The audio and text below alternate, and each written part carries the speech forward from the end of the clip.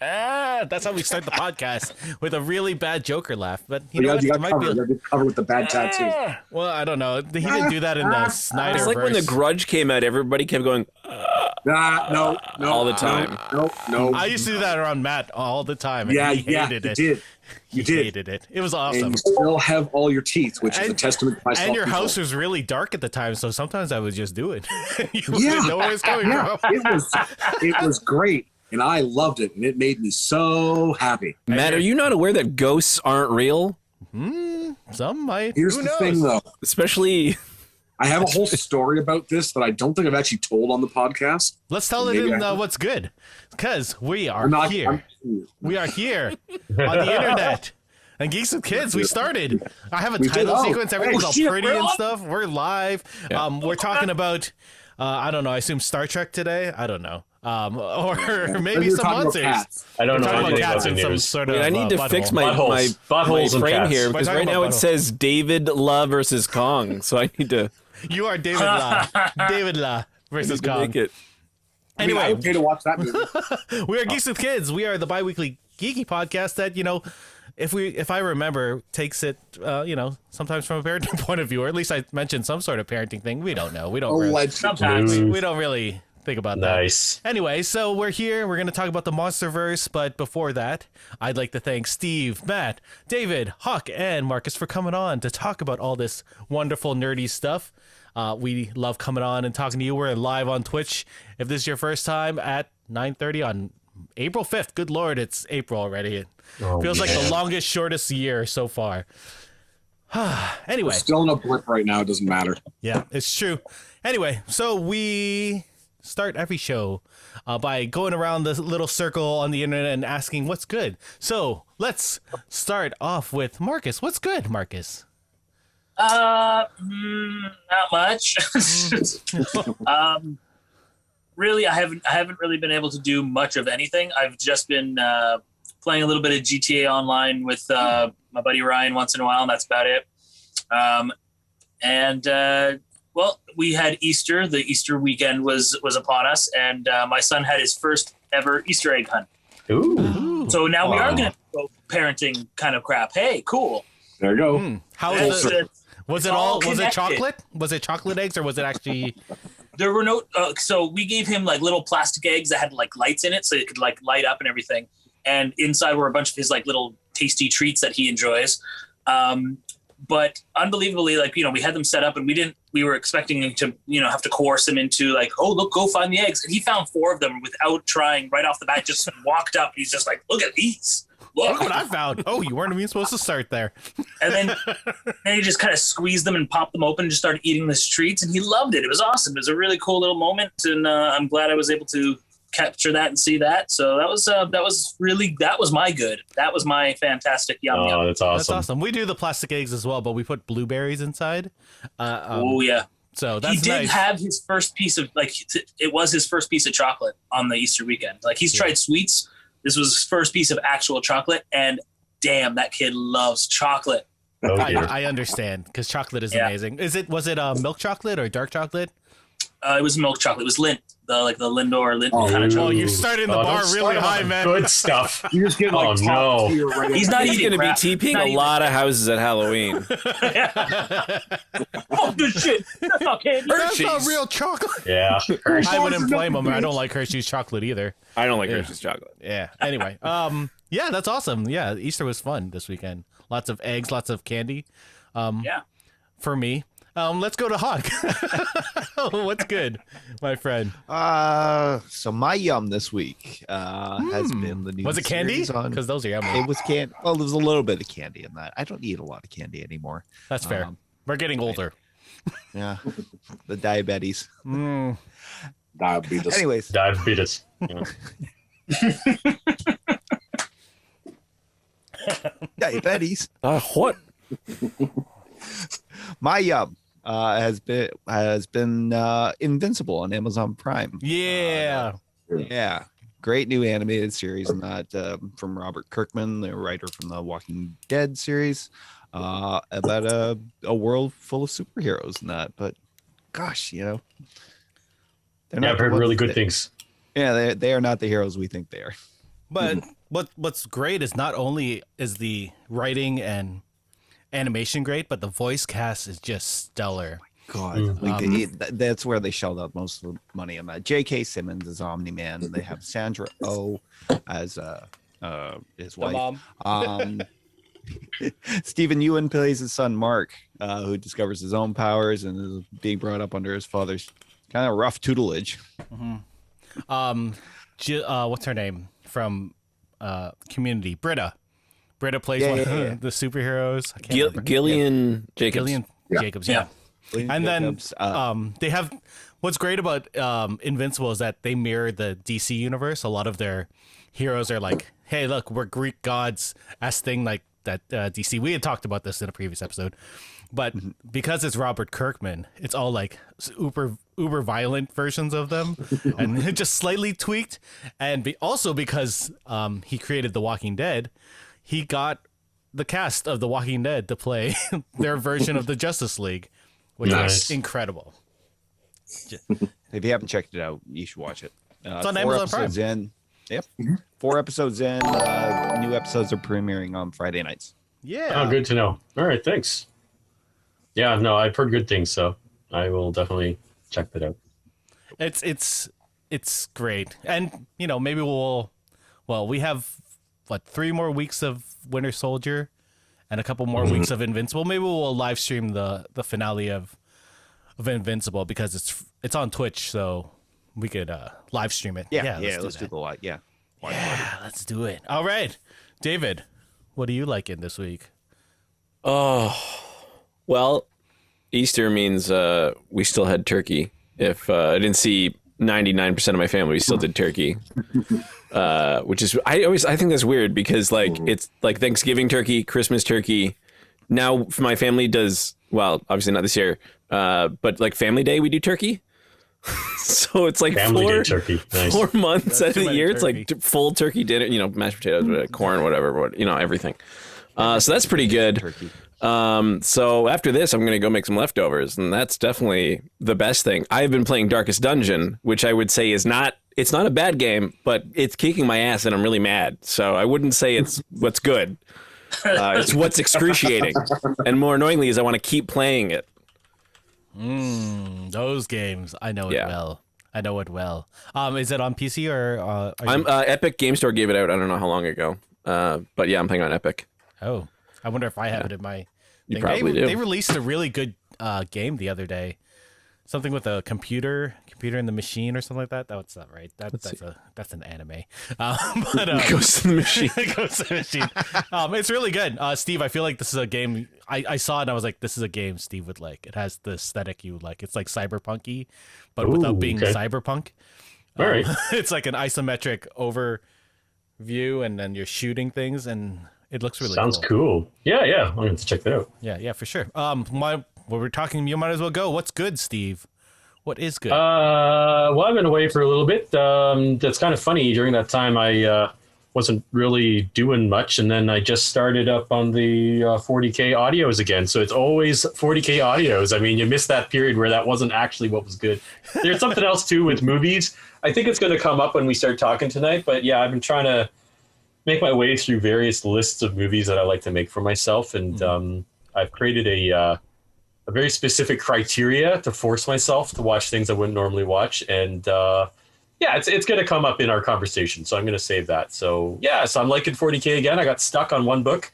I didn't know where it was going, and I left it for months. And I finally picked it up, and I'm back in again. So you should do that blog that you've been planning to do. Now that we actually have a new blog space, you could do it. I'll send you the login for that. Anyway. Cool. Yeah. No, I definitely got to get back into it because I only have a couple of years left to try to do all 60 audio books because it's going to end in a year or two. So for sure, got to catch up. For sure. Let's move on to Matt Moore. What's good? What's good? I gotta think. Let me have some coffee first because it is just a yummy coffee. Damn it! I was gonna eat this gummy and say, "This is yummy." Son of a bitch! I know you were. I saw you do it, you son of a bitch. Don't think I didn't catch you. I drink this yummy Caesar. I've been revisiting Borderlands 3 because for some reason, just like, I haven't played this in a while. I'm going to play it. And I saw God, you playing that. I forgot how addictive that game is. Well, especially, I think it's because they dropped a bunch of patches a few weeks ago, and I was like, oh, it's updating Borderlands. I haven't played that. Let's do that again. I think it's on sale too. The game is the DLCs, the season pass DLCs are also on sale. So I actually picked up the first season DLC pass. So I'm like, I'll play all the four, like the first 4 DLCs. So I'll extend it out. Fuck, that game is good. Lots of content. And I hate the fact that it's that good because it's irritating me because I've been burning through it because I have nothing else to do now because once again, I'm not working. So, Are you playing it with anyone like, say, a Heel Chris who's in our Twitch chat right now? With Heel Chris, no. But for another visitor, Detective Popcorn, he has it as well. So we're going to start playing some of that a little later on, I think. Yeah, nice. I have never actually multiplayer Borderlands because I just never associate with a multiplayer game. So I'm intrigued to see what happens with that. That's like so the fun. co-op series. Yeah. I don't know if there's a better series to I never co-op played together. the co-op with the Borderlands games. I was always I never used to play them when I had I never used to have my PlayStations hooked up to the internet when I was playing them originally. And now I'm like, okay, well, I'll hook it up. I'm like, you can play with people. That's You insane. killed Cromarax on your own? That's a lot of work. I'm stubborn. I'm stubborn and I love Jacobs and Torg weapons. So it's really easy to kill most of anything. Fair. I still haven't played the third one. I really want to. And maybe with the Eric, let's do the it. sale. So, yeah, I could. Are you on PC or PS5? PC, of course, PC. I don't know. It's fun. It was buggy when it first came out. It was another one of those where there was a couple major bugs in the game that they patched within the first month of being released. But a lot of people were like, There was already issues with Gearbox to begin with, and then the game was buggy when it was released. So it was like, fuck it. Yeah, fair. Okay, I'll think about it. I have been for my yum. I'm gonna say yum. Well, I've been playing Subnautica a lot. Ooh.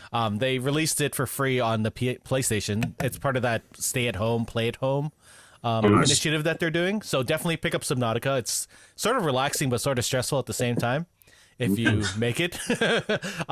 They've also released like Res Infinite, which is a game that like the original Res I used to play on the PS2 when I was ridiculously high in university, like stupid high, and it was amazing. And I've tried this one, Res Infinite. The music is great, but I don't have the same experience, but probably because I'm not as high as I was when I played it. Let me say you're not as high. I'm still high. Yeah, I like that. Like that. Being tired is a type of high. Yeah, but it's not the same fun type. I remember there was this one day, I don't know if you remember this, Matt Moore, but I got so high that I blinked and I ended up at Burger King in Hamilton. And I was in Westdale. And That's called blacking out. I went all the way to Burger King. No, he straight up good. time traveled. Yeah, it felt like it. And then I Always blinked. time traveling. I blinked again. Story because I was with him when it happened. Like, You weren't there when I got home. No, I got your ass home though. I don't remember. So I know you don't because we were hanging out in Westdale and then you blinked. Meanwhile, he had from the time he remembers, there was a full hour conversation. A bunch of us got into a car, went to the Burger King, ate, got to the parking lot, and then Eric's like, "How did I get here?" And we're like, "We've been here for 45 minutes. wow. You ate, you ordered it, ate." And he's like, "I'm hungry." We're like, "You're going home." I got home and I had a Whopper in my hand and I was like, cool. But I definitely night. remember eating fish, which is another weirder thing.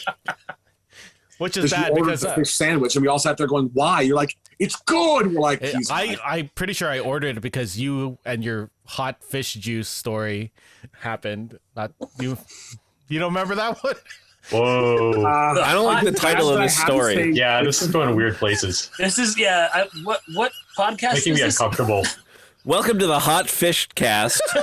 GWK After Dark. Matt, Today's topic is cock sauce. No. It's literally I actually from have a bottle of that. I could have pulled it out.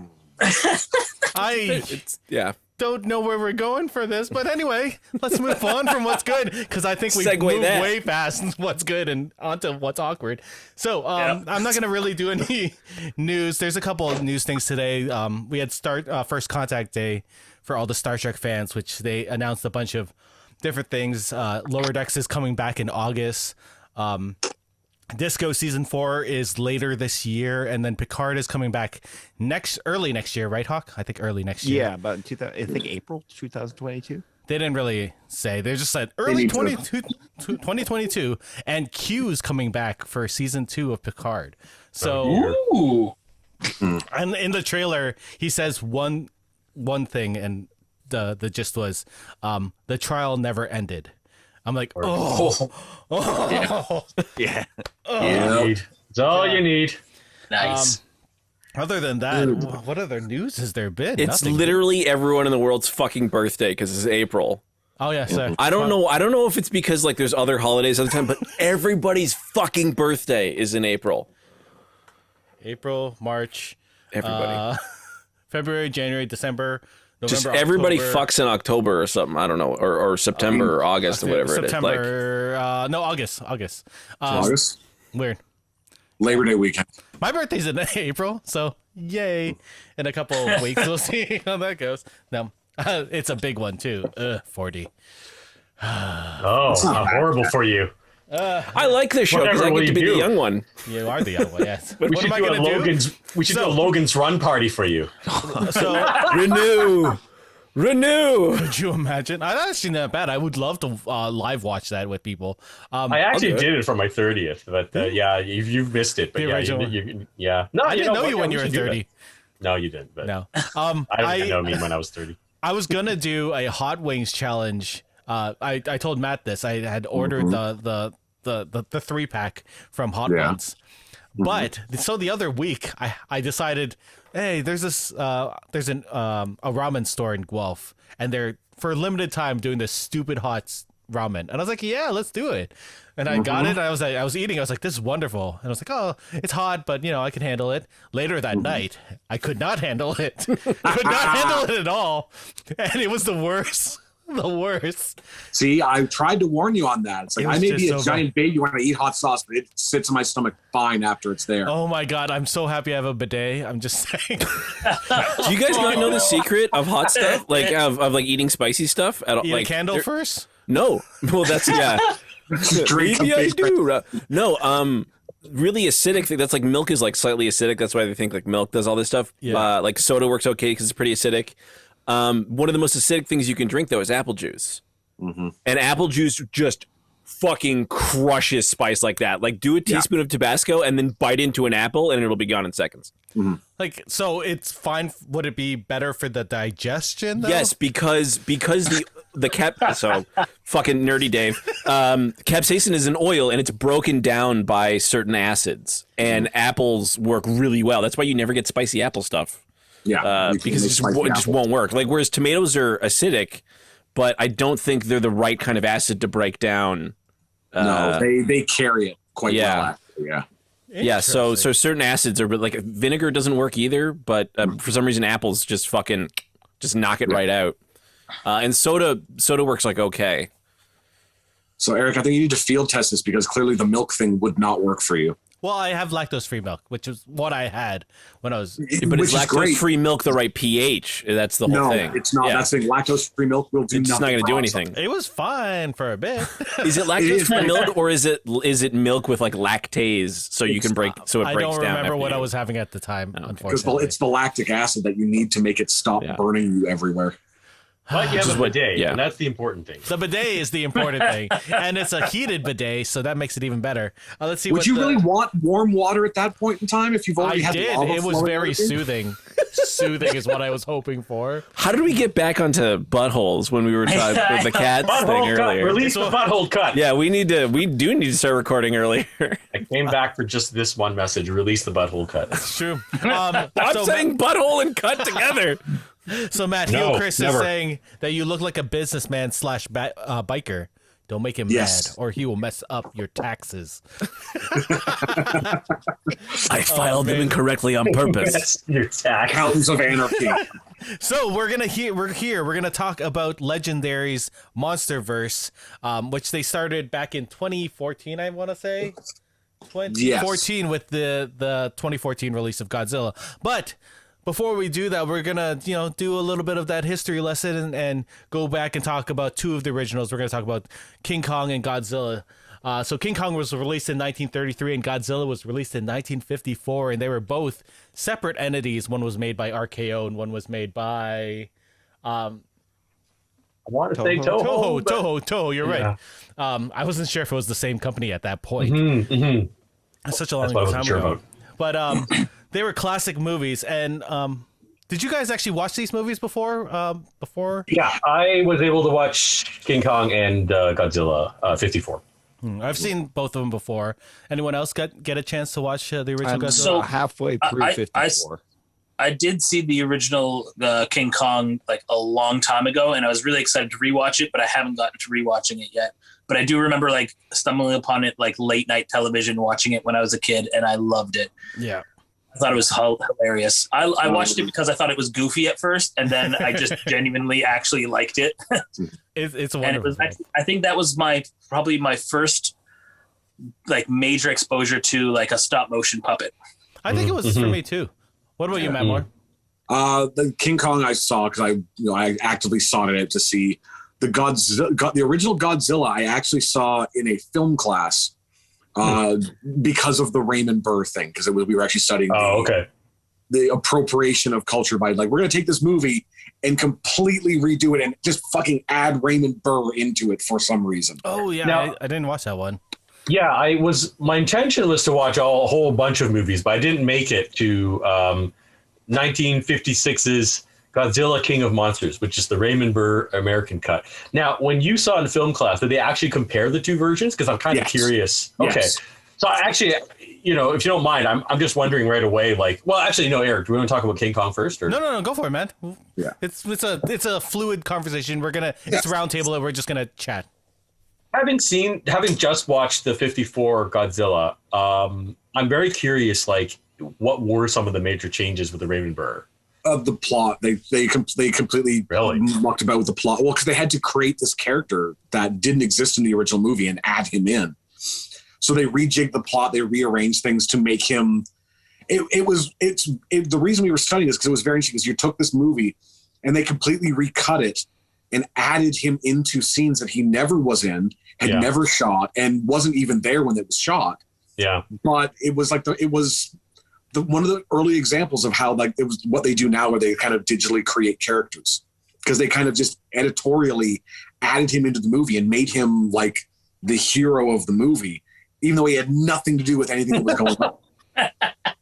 Like Indiana Jones, right? The first, like if you can take him out of the movie, it still makes sense. Put him in the movie, it's still the same thing happens. Yeah, don't say that. That hurts my feelings. But it's kind of a cool movie just to watch. Like studied that because I obviously I knew about Godzilla because everyone knew Godzilla, but it was having seen and gone, oh shit, that's kind of it was cool to watch from a artistic standpoint. Horrendously offensive when you see the original scene versus what they added into. I'm like, whitewashed the hell out of this movie. Okay, cool, great. I'm very curious. Who did they cut out? The brother? They cut out a couple different characters. It depended on the scene where they would just remove a character and add him in instead. That's so weird. I want to see like they literally like they cut and pasted the entire film so that his character being there made sense.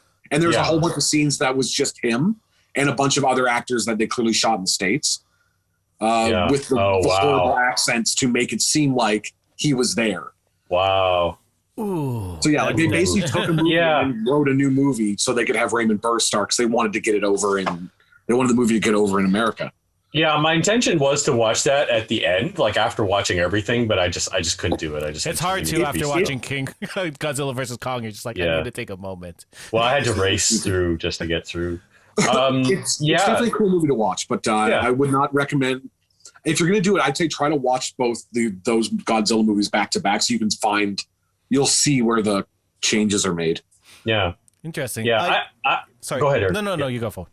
No, I was just going to say, I was very surprised by those two films, though, by King Kong and Godzilla 54. I can understand, I just want to say real quick, like, I can understand why they're such pivotal films and such iconic films, because they're very loaded. There's actually a lot going on in both of those movies. Yeah.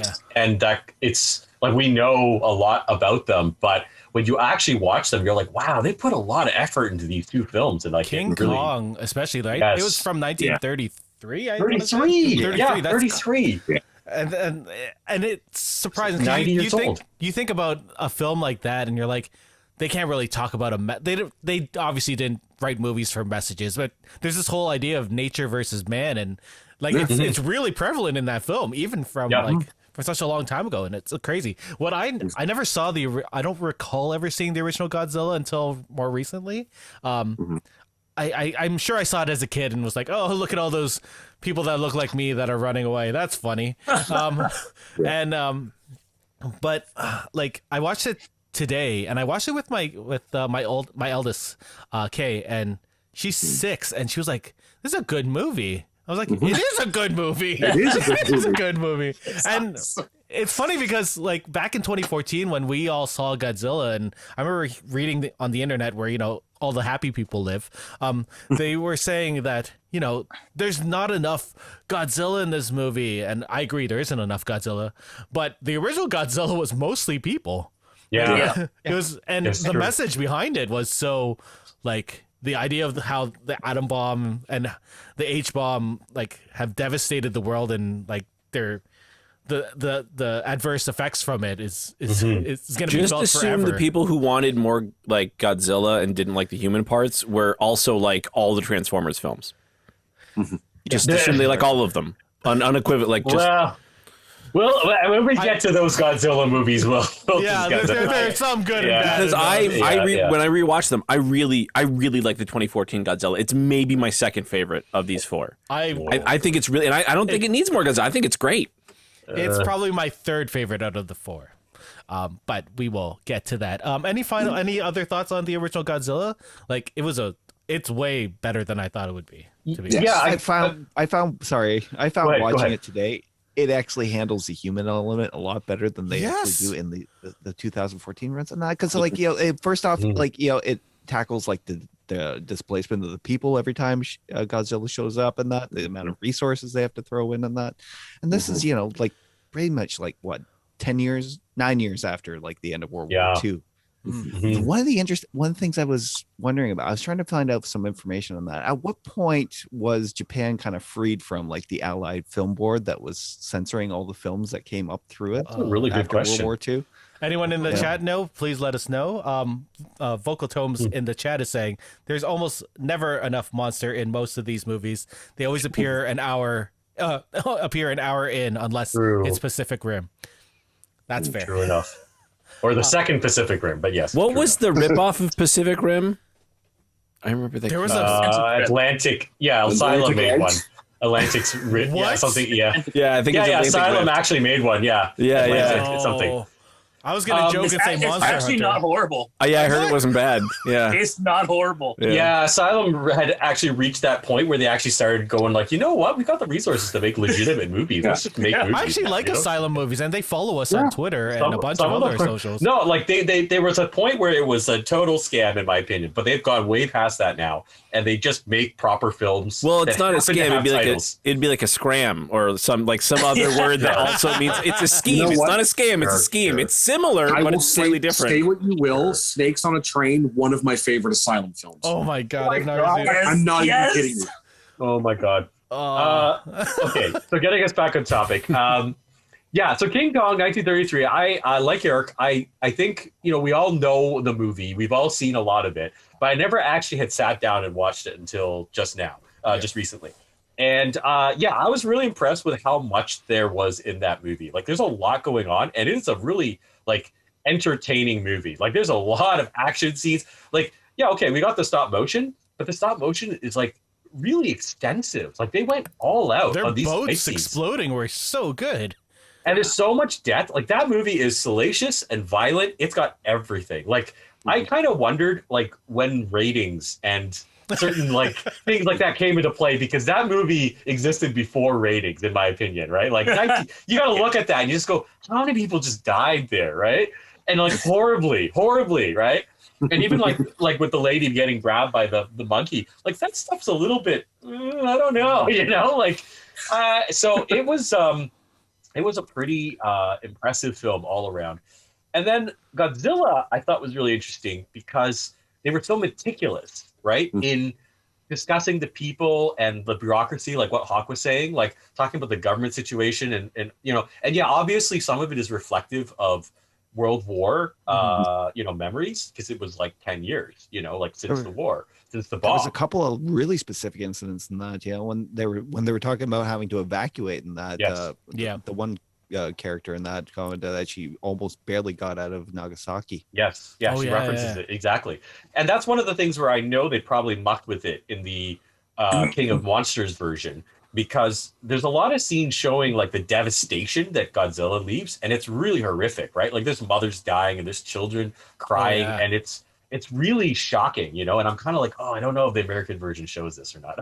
I'm very curious, so I have to check that out. But yeah, there's a lot of undertones, and the morality of science is like this core theme, because you have scientists who want Godzilla, want to study Godzilla, then you have scientists who've discovered secrets of science that have to really like struggle, with like the ramifications of it. So yeah, I mean, it's not what you think. Like Godzilla 54 is actually a really interesting film for a lot of reasons, like a lot of different storylines.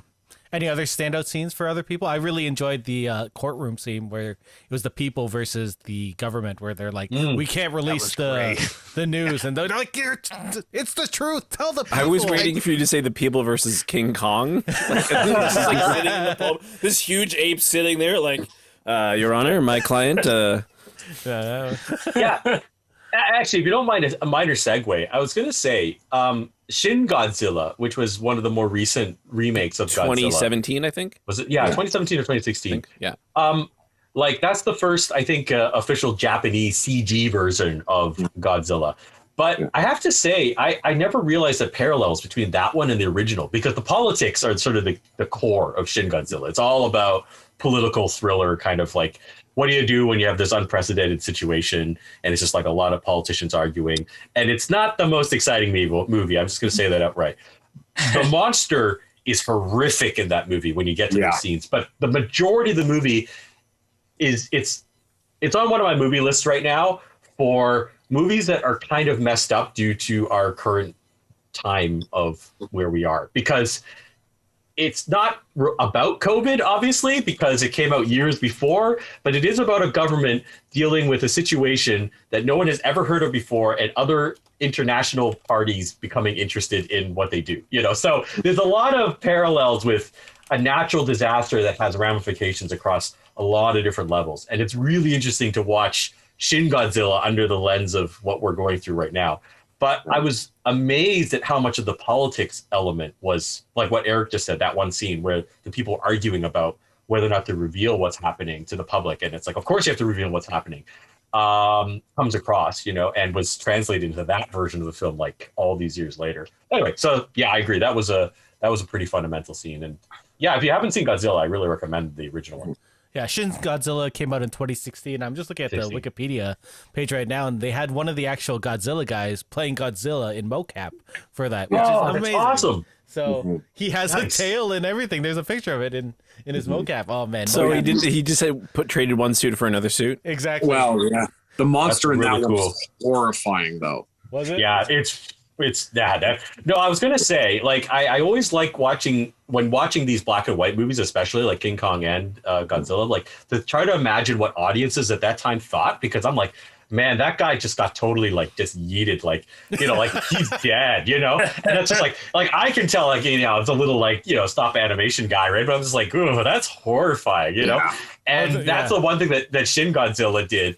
That like it updated it, because I'm like watching Shin Godzilla, I'm like, oh my god, like this is really terrible, like I really get what Tokyo on fire in 1954 means in Shin Godzilla. Oh, one last thing I wanted to highlight. I just wanted to say Akira Ifukube, who did the music for Godzilla, and I think did for most of the Godzilla movies that followed. His music really made the 54 good. movie excellent as well. Hit the theme for Godzilla is just so iconic. Yeah, and so cool. Watching it with my kid today, and I was like, man, I know this theme, and it's just been rattling in my head just from years of, I guess, pop culture. And, it's so good and makes me want to actually buy like a copy of it just so I can have it playing. Fun, weird trivia is Godzilla, like the movie Godzilla. That theme is, I think, it's in the top 20 songs that have been sampled in hip hop. I could see that. Specifically, the Godzilla, like the music from Godzilla is used a lot. Well, it is badass, so I gotta admit. I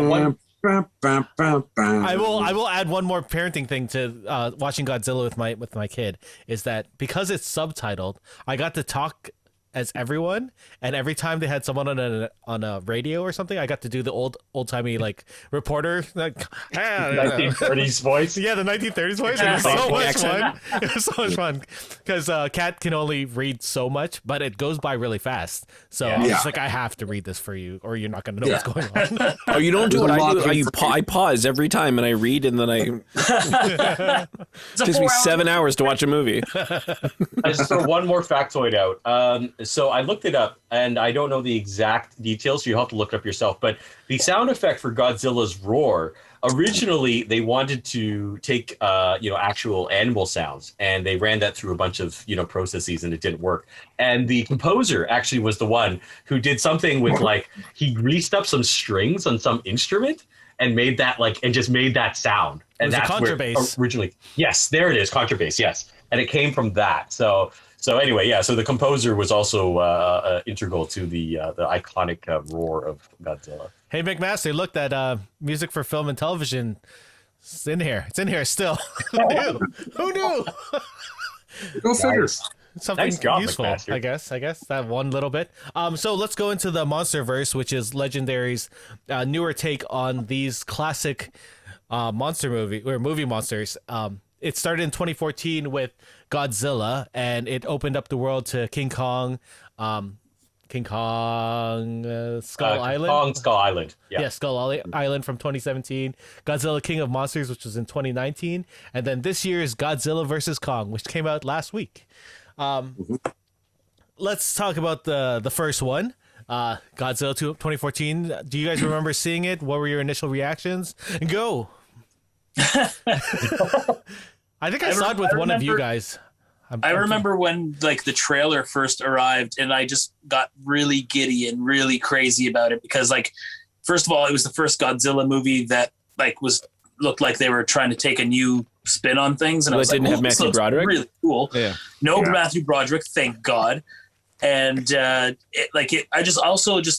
showed very small snippets, and I remember they did that scene. Eric, you know the scene with the jump and everything. They showed that the Halo jump in the trailer, and I was just, the sound, I love that, the play of the sound and the cinematography of it, where you just hear the breathing from inside the tube, and you just see glimpses through this shadowy cloud of this giant tail and this giant body moving through and stuff, and that's all they gave you. That first trailer, the first teasers was just that little stuff, and you're like, what the fuck? Oh shit! The team leader is played by the guy from Letterkenny. When I was watching the movie, I took a screenshot. Okay. That's so random. I don't know, man. I just that guy just popped up. cool. They filmed a lot of it in Vancouver. So Speaking of Vancouver, a friend of the show, one of our friends, Will, designed the Halo jump. It was his idea to do the Halo jump, and he did the whole thing. It's a really good scene. Yeah, it's honestly one of my favorite scenes in the entire movie. It's my favorite scene. Yeah, I love that. That, and I just love the receding of the water, the tsunami water, kind of flooding the town and then receding away, and just that shot of the lights, the flares, and you just see that giant, massive body walk by, and I was like, oh shit, yeah. That's my favorite scene. And then. Yeah, it's funny because those trailers, you're sitting there oh, Godzilla's gonna tear some shit up. Oh, Bryan Cranston's in here. He's gonna whoop some ass. And Brian, and Quicksilver and Scarlet Witch is also there, and they're married. That's sort of weird. That was before Age of Ultron, though. It was a year, but it came out a year before. Yeah, but So it was weirder to see them as brother and sister after they just played a married couple. To be fair. Yeah, but so 2014 was actually a really interesting movie. They did a more human aspect of it, like we had said earlier. It was more focused on Bryan Cranston's character. I can't remember the name. And Initially, it was not. Yeah, he was the focus for the first 10 minutes, and then it wasn't a little bit longer, and then he died, and you're like, I guess we're shifting focus to the son now. But I mean, I really think he does such a good job making you invested in that film. Yeah, like he did. Yeah, like you're so, like he's a very powerful. Short I missed performance. him. I missed him after he left, though. Boy, but anyway, sorry. Exactly. Go ahead. No, that's true. Yeah. That's Like when I went to see King of Monsters, whatever, 2 years ago, I was like, "Where's Bryan? Oh, that's right. That's right. Yeah, I forgot. yeah, he died. Yeah, I think Yeah, the scene where he dies is like that, but he plays such an important role to set up that whole film. It was such a shitty death too. He died on like a Like a bridge On fall. scaffolding. And Yeah, stuff. and he just falls, and that's the last you see of him. Yeah, shattered. So if this were, Game of Thrones, he could still be out there. Yeah. I think No body. Oh, God. I think the worst part about these movies is that because each movie has a different main person, like you lose that connectedness, right? You don't really feel as attached. Like I think that's the worst part of these monster movies. Like I understand Skull Island happens in the past, and that makes sense. Like I guess you could have those characters old later, but that doesn't really matter. But not having a character that goes through all the way through just seems like a waste of connection that you could build. And they could have done that with any of the scientists in there, right? Well, Ken Watanabe is the closest thing we have that because he's in Godzilla and he's in King of Monsters. And now we have Kyle Chandler. She's in the last two. Yeah, but and 11, whatever her name is. That's who Millie Bobby Brown. Millie Bobby Brown. That's but really, like, I had no connection with her in the last film. Let's go. We'll get to that. Get to that. We'll stay in the first one. What'd you think of the first one? I don't know. I can't agree. Like 2014, it's people always harp on the fact that there was not enough monster. And I don't know that that's really the issue. It's that after Cranston dies, I don't give a shit about those characters because the soldier and the wife characters, like it's one of those situations where the movie wants you to care about them, but I don't care. And they're always just kind of there when it matters, but they don't actually matter. That's a major difference that 54 Godzilla proved to me because I cared about those characters and the decisions they made at the end. I'm not going to say anything. I don't want to ruin the movie, but the decisions those characters make and the relationships that they have actually matter up to the end. Whereas whatever the fuck those guys, like the soldier did and the wife did, I don't care. It wouldn't have affected anything. Who cares? It's That's also the a problem very with 2014. It's a very Americanized thing too, because they always focus on like soldiers and maybe not even so much scientists, but it's very military oriented. In the U.S. versions of the movies, there's no bureaucracy, there's no government. It's just like here's a general, and he's in charge of everything. Like here's a ground soldier. He's somehow going to be super important to this whole movie, even though realistically, how the hell could he affect anything? Because there's two giant monsters that are fighting. Like that's the problem is that they tried to insert these humans in, but I don't think they really mattered in the end, and I couldn't make that leap that the movie really wanted me to make. Whereas in the 54 version, I was like, okay, these people are actually important to the plot. So that was the thing that didn't work in 2014. In the 2014 one, Kick-Ass does do something super important to the Muto eggs, though. Like that is kind of important, even though we do see Mutos in future movies. So they're obviously not all gone. Sure. The only person I really cared about in that first movie after Bryan Cranston died was Ken Watanabe, and he never really got to shine. Like he did a scientist thing, and then he sort of took a back seat. He does get the best line in the film, though. Yes. Right. Yeah. Let them fight. Yeah. That was literally probably the best part of the That's why they hired him. for me. That's why they hired him. Yeah. Just say it in your low rumble voice. Yeah. Let them fight. Hawk, sorry, you were going to say something? I think I cut you off. Oh, I can't even remember what I was going to say. I it had to cut do you with Aaron Taylor Johnson and that, and the whole American angle in that, trying to make them look important in that by having them do something like incredibly dangerous in that, with the halo jump. I don't even remember why they had to do it that way. There was no other way to insert into the area. Right. Was That's that all. it? Yeah. That's all. Helicopter. Yeah, they don't want to send a helicopter in because it'll get knocked down. Plus, there's EMPs and stuff like that. So if they do a halo jump, the aircraft will be outside of EMP range, and because it's a high altitude low. So I don't know why they have to do a low opening. It doesn't have to be a halo. Like it could have just been a hey ho jump, which is a high altitude high opening. But but they do it that they do a halo jump because it looks badass. And Also, Halo sounds Yeah, cooler. they had to It be does, seen yes, doing yeah. something and being badass while they were doing it. the halo jumps are to avoid radar usually and stuff like that. But if weather conditions are bad, which it probably I don't. In this case, it Invisibility. probably was because if you can't see where you're gonna fall, especially in the city with large buildings. So I don't know stuff like that. I wonder as well, like we saw a lot of destruction in 2014, but there were no ramifications for it. Like Yeah, the you thing didn't see about big real Godzilla casualties. 33 is that or 54, King Kong was 33, was that we saw a lot of the destruction and all the people like suffering from it, and Yeah. it felt more real as for people. Well, it's an American audience and it's for PG-13, right? So there's basically no dead bodies. There's a scene where they're running from the tsunami and there's a street full of people and the water comes and then you just see no people, right? Sure. Like, Yeah. but if that movie wanted to take more risks, there would be bodies in that water. Like, it would have been horrific. Yeah, a lot of this is going to come back in, I think, the last movie. But yeah, we can talk about that more in the last one. But I agree, yeah, like what Hawk was saying. It's like, it's one of those things where, like, when you think about the movie, you're like, wait, why were those people even there? Okay, I guess there was a reason. But at the end of the day, it didn't really matter. Well, they're in scrambling this for movie, their own relevance. Yeah. it's because they're trying Yeah. to stop a nuke that they gave to a monster to lure it, right? So that they don't nuke San Francisco, which Yeah, they're trying to kill them. Like, well, I don't know. Yeah, it's just making up stuff to make them important, honestly. Yeah. Steve, I'm pretty sure this comment is for you from Vocal Tomes in the chat. She wrote, "I didn't see Master Chief, so it wasn't a real Halo jump." Why would that be for me? But thank Because you Vocal love Tones. the puns. You love the puns. I just realized I'm wearing a Metal Gear Solid shirt, and Metal Gear Solid 3, you do a Halo jump in the opening credits. I'm wearing Pretty dope.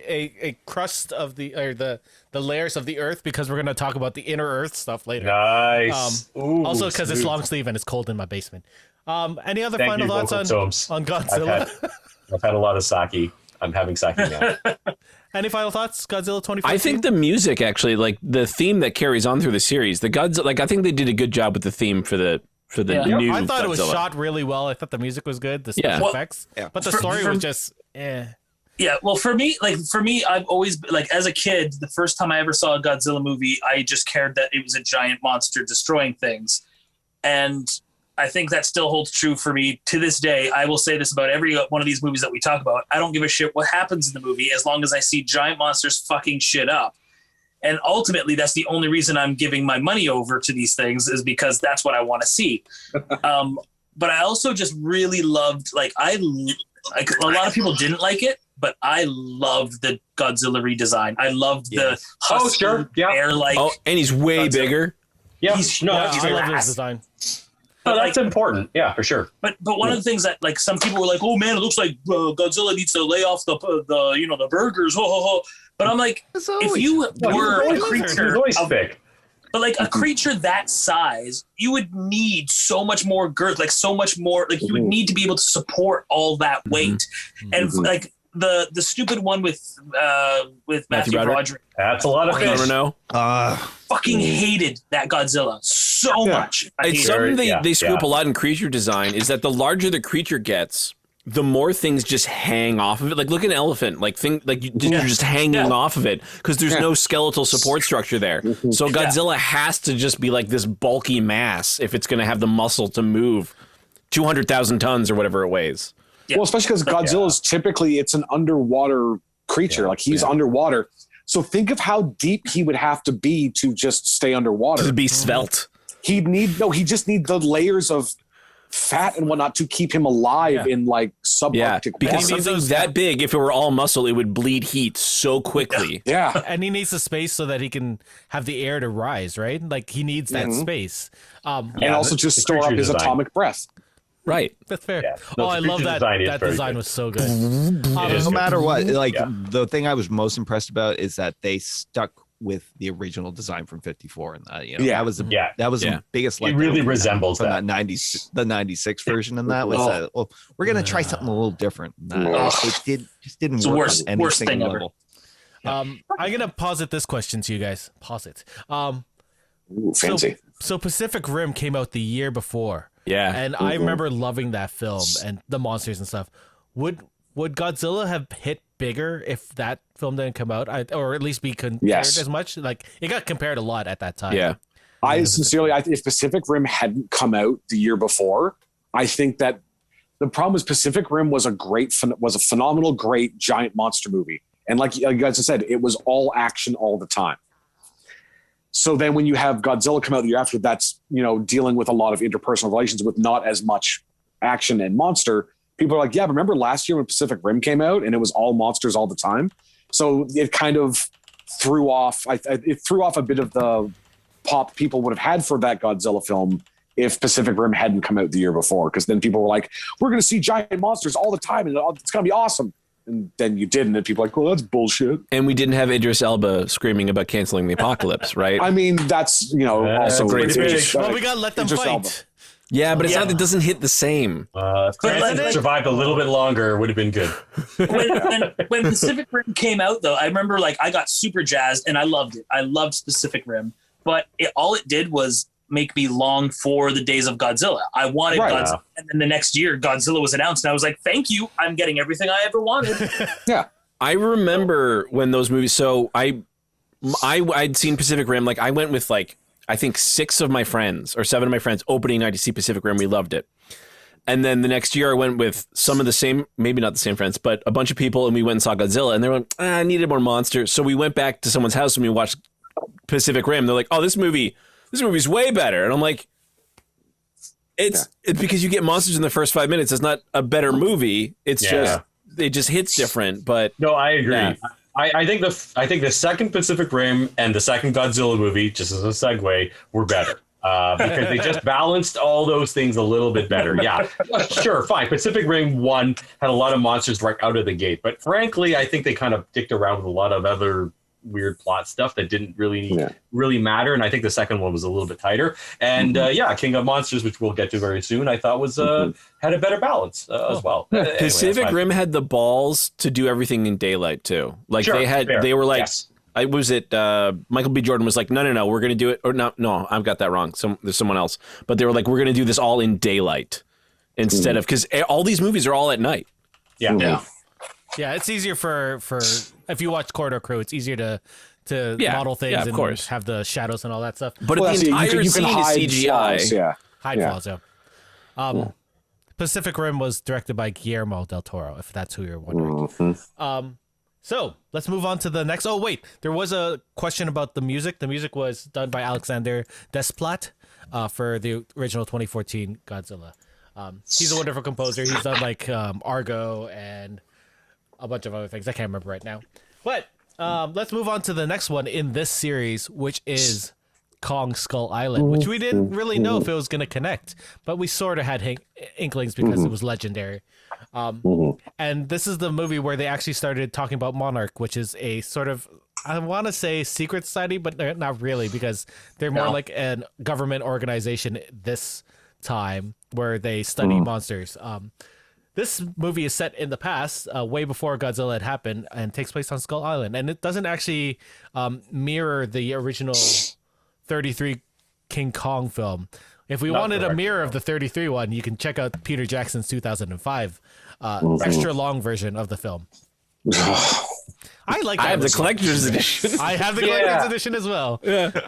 My intention was to go through all these movies, which I had actually I have not seen the Peter Jackson King Kong. It's not bad. But I will say it's not awful. Yeah. Kong Skull Island, which I remember when the trailers came out, and I didn't know it was connected to Godzilla at that time. I didn't like the marketing for it, so I actually missed it. So I did just watch it, and I love this movie. I really enjoyed this movie. And I actually would argue that, yes, it's not an exact mirror of the plot line, because I know 2005 actually does basically tell the exact same story as the 33 version. But at the same time, I think it still picks up enough of the important beats of the Definitely original the movie. themes. Yeah. Yeah. And it's a little bit smarter about it, and it gets into the action really quickly. I was really surprised by Kong Skull Island. I really liked it. It's probably my favorite out of the 4. It's absolutely my favorite out of these. Yeah. So this takes place where there's a bunch of American scientists and fighter pilots and soldiers go to Kong Island, and they have to escape. Pretty much, that's sort of the gist of this movie. And like the cast, I thought was amazing. Sam Jackson chews the fucking scenery so well in this movie. He's such a good antagonist. And the fact that they had Tom Hiddleston, Brie Larson, John Goodman, John C. Reilly, John Goodman. Yeah. John C. Reilly. Oh yeah. Like this cast, I love John C. Reilly so much. He's so good at playing like the barely holding it together guy who's been on this island for 30 years, 40 years. Just. But it's I love it because like it's slightly funny. Like he is funny, but it's not. He's not trying to be ridiculous. He's not being Will Ferrell in a fucking movie. It's funny because it's just John C. Reilly being like, I've been on this island for a long time. What are you guys talking about? Like it's really well cast. That scene where he meets a bunch of the Marines and he's like, "You're a bunch of good boys. We're all gonna die together." I love it. I love dying the with you guys. shit out of them, but to him, he's just like, "This is just another day on Skull Island for me." Yeah, it's so good. I feel like I cared about these characters more than any of the other casts. Any of them. But I didn't though. Like I found Brie Larson and Tom Hiddleston to be kind of just forgettable to me. Sam Jackson, I was 100% there for. John C. Reilly, 100% there for. Even the indigenous people, I was 100% there for. But Brie Larson, Tom Hiddleston, I was like, meh. Like they were not bad. By no means were they bad. I just didn't care. I 100% thought that Tom Hiddleston was going to be the younger version of Charles Dance's characters in the later movies. Oh, okay. Yeah, I was kind of curious about those connections because I had missed Skull Island. I had watched Godzilla and King of Monsters, but I didn't know Skull Island was connected. No. So only because of all of this, like today, that I watched it. And no one, I was like, they should have had someone. I mean, they tease he's going to fight Godzilla at the end of Skull Island, don't they? Kind of. Well, they reveal that Monarch is aware. Aware of all the other monsters. And then even in King of Monsters, they're like, hey, look, there's a file on a Titus Kong or something like Titus Maximus Kong or something like that. Yeah. So anyway, I think let's go back to this film and then talk about Kong itself, because I feel like Kong as a character feels more realized than in any other previous version that we've seen him. He also moves more like an ape, and he's more vicious, and all the actions that he does is just like his mocap was done by Toby Kebbell, who also was in the Planet of the Apes films. And Toby Kebbell also has a normal actor role in this film as well. Yeah, he was also Dr. Doom, was he not? Yeah, he was. Ben Forstick. Yeah. Oh, really? Yeah, that's him. Yeah. Oh, damn. Okay. I don't think I've seen that whole movie, so I kind of forgot. No, it's not worth it. Yeah. No. It's I have so many. We'll talk about Forstick another day. We'll talk about that. We'll talk about that if and when we ever get Fantastic Four in the current Marvel universe. Yeah, because then we can talk about the Roger Corman one, right? Retrospective on that series. Roger Corman one is so good. The whole series. We talk about We that. can talk about old Captain America when he throws out the shield. With the plastic That whole shield. season of Arrested Development where they're trying to develop the musical. Oh, nice. Okay, let's say he was also in Toby Kebbell was also in Warcraft, which is a wonderful film, and anyone who says is really good. It's not good is wrong. It's good. also in Spartacus, I believe. Not Spartacus. No, not Spartacus. Sorry. What's the one with the chariots? Ben-Hur. That's it. Yes. Yeah, he played Ben-Hur. I didn't watch the new Ben-Hur. He was in the new Ben-Hur. It was not good. That's too bad. Poor guy. Yeah, sorry. He'll be redeemed in the MCU one day. One day. Yeah, why not? So, what did you guys think of Kong as the actual ape, as the actual person? I love it. I think he's so good in this film. He has, like, he seems like an animal, but he's got just enough, and like a fucking ape. Like, they're smart. They're smart animals. They have an amount of humanity to them. Like, you can, but they're scary as shit because they'll rip your face off. But there's a big part about how his parents were killed by the Skullcrawlers, like the kind of the secondary villain of the film. Because there's like all these forces that are going against each other. And you can see like how sad he is that he's got, like, there's no one, like, he's this loner. He's got He's this monster who doesn't have a family, and that kind of separates him from all the other monsters. Like, if we've seen Godzilla, you're like, oh, Godzilla's a loner. Like, even the Mutos get like a family, but Kong is just like, he's got no one. So when and then you show up to his island, you attack him. Of course, he's mad. And the second somebody's just like, hey, man, it's cool. He's like, all right, we're cool. Like, you can interact with this character where you can't interact with Godzilla. And the monster in this movie is way more. You can empathize way better in this, which is good because that's what you're supposed to do with King Kong, like in the original one too. Right? You're supposed to feel for him. So they did a good job. Yeah, they did. Yep. Really, I totally agree. It's a good movie, and I just think like out of all of these, like it's the one that we can just be like, yep, perfect. Let's keep going. So good. It's something else. It's a good movie. Like I watched it, I wanted to watch it again. Yeah, it was good. I was surprised by that movie. I really liked it. I would like to see more Tom Hiddleston and Brie Larson and John C. Reilly and all, like just more adventures for those characters. Totally. Something. Yeah, I would love to know what they were doing after. Like we had a post-credit scene saying that they're like Monarch. They go to work for Monarch, right? So exactly. Maybe that'll come up in the like an X-Files type thing, like with Agent Wu in Marvel. Let's move on to the 2019. We got a 2-year break, and we got Godzilla King of the Monsters, which not only brought back Godzilla, but also brought back Mothra, King Ghidorah, and Rodan. Rodan was not really in this movie. And like the Behemoth and some other stuff that's kind of... It also introduced us to the Inner Earth, which I thought was one of the really cool aspects of the film. What did you guys think of this 2019 film? It's a good movie. Much better than 2014, in my opinion, because I think it balanced the importance of the humans and their decision making and their impact and influence on the monsters with the monster fighting. And obviously we can say there's more monster fighting, but that's actually not really. That's not really what's important. I think the relevance of the humans is what bothered me about the 2014 movie. So I liked King of Monsters a lot. Oh yeah. I was very excited to see King Ghidorah there. Like that, he was fucking awesome.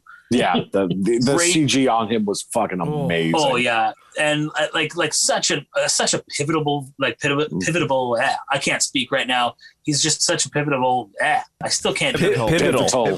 Thank you. I'm tired. This is usually my bedtime now. I've been working early now. But like such a good villain, and just like it's so iconic, and like they made him perfect. Like they didn't fuck with the design. They didn't suddenly say, you know what, he needs other arms or other legs. Like, fuck no, he's got wings and that's it, and fucking legs. I love how brutal he was when we first see him. Like, comes out of the ice and just fucking decimates everything inside. Oh man, like, lightning strikes fucking everywhere. Oh god, it was good. This is what I want. I want monsters. I want fucking giant monsters destroying shit, and this was that gave that delivered. Even Mothra seemed like a badass when you first met. Yeah. Yeah. She fucks up Rodan too. Yeah. I thought Mothra was totally going to be like kind of meek and just be like fluttering around or anything. No, you fucking no. She literally floats like a butterfly and stings like a bee. Nice. For sure. Any other thoughts, Matt Moore, Steve, Hawk? Like I said, that King of the Monsters was exactly what I was hoping it would be. And again, it's the time that they took to make the monsters look right. Like they took the sources from the original Toho films and they updated them. They used the CG to make those monsters look fucking real. Which is a testament to the skill of the studio, because they're like, we want these to look. You want to be able to look at that and go, I know exactly which monster that is out of the gate, no question mark. But let's make them terrifying, and I'm here for that. Steve, Hawk? 100%. I enjoyed this film. I still couldn't connect with the human element of it. No, it was really hard, especially when you take a guy like Charles Dance and you present him as the villain of the movie. Yeah, he's hardly in it. I think that was just because the other MonsterVerse with the Dracula stuff didn't work out, because he was in Dracula Untold and he was supposed to be this whole long running thing. So they said, what if we put him in the Godzilla franchise. So instead of him going like in whatever begins, now he has like a new tagline in this one. Can't believe you brought Dark Universe into this. Oh my god. the Dooku universe. Oh my god. Wow. I'm trying, By pretty much before the third act, his whole motive in the film became irrelevant. No, he's a bad guy. Yeah. Because he That's it. started as Back I'm then. an environmentalist and we need to eliminate humanity, and then he goes, fuck it, I'll just the whole world. Who cares if it gets Too late now. Can't terraformed. stop it. Yeah. It's that what? Yeah. What have you? I've been fighting for 30 years to stop, humans, and now this new creature is going to accelerate climate change. Whatever. What a boomer attitude! Like what? I was gonna say it's really sad because it started off really strong with the humans because we saw them experiencing the original Godzilla attack and like there's all this loss. They lose a son. Like I'm sitting there, I'm like, oh, I'm gonna get invested with these characters, and then nope. I actually didn't. I don't like the three leads in this film. They're the least interesting characters to me. They all suck. Hey, I made a device and I'm gonna like betray my husband or ex-husband or whatever, and like endanger my daughter so I can join evil Greenpeace. Oh, they're really bad, so I'll just Evil. what? What are you talking about? Greenpeace. And then she's like the scene Oh, good. in Antarctica when she's like, oh, like she tells her husband to run. Like you basically just almost murdered your husband. You almost killed your daughter and yourself so you can release. You don't even know what's going to happen. Like that's insanity. Yeah. You changed my opinion of this movie. Yes. No, I don't agree like with these you now. characters. No, yeah, But- the human element terrible. This is Wow. again one of those situations where I just look at it and I'm like, I don't care about these characters. I didn't expect to care about these characters, and I'm glad I don't care about these characters. I'm not here for them. I'm here for the three-headed gold dragon that shoots fucking lightning. Yeah. But the That problem was the was best part. Yeah. Sorry, Yeah. King But that was- Ghidorah. They really stayed true to him in that because did you guys watch those Netflix Godzilla movies that came out, the animated ones? No, Yes, I did. not. Yeah. Yes. Yeah, like I love the whole kind of mythology about Ghidorah. You know, an alien that manifests itself on Earth and that, and it was an unnatural titan. Is it connected to these films or is it separate? I think it's its own separate thing, Yeah. Yeah, but it. I mean, there's some artistic elements that are similar between the two, between them. Yeah. some I- themes, especially about some- how the environment kind of radiates up underneath Godzilla. He's almost like a change engine Yeah. to bring nature back into balance. Well, they do talk about how the Titans are here to heal the Earth, and I think it's safe to say that we all adore Ghidorah. Thank you, Brittany, for that one. Thank you, Brittany. Oh. Thank you, Brittany. Took a D8 psychic damage.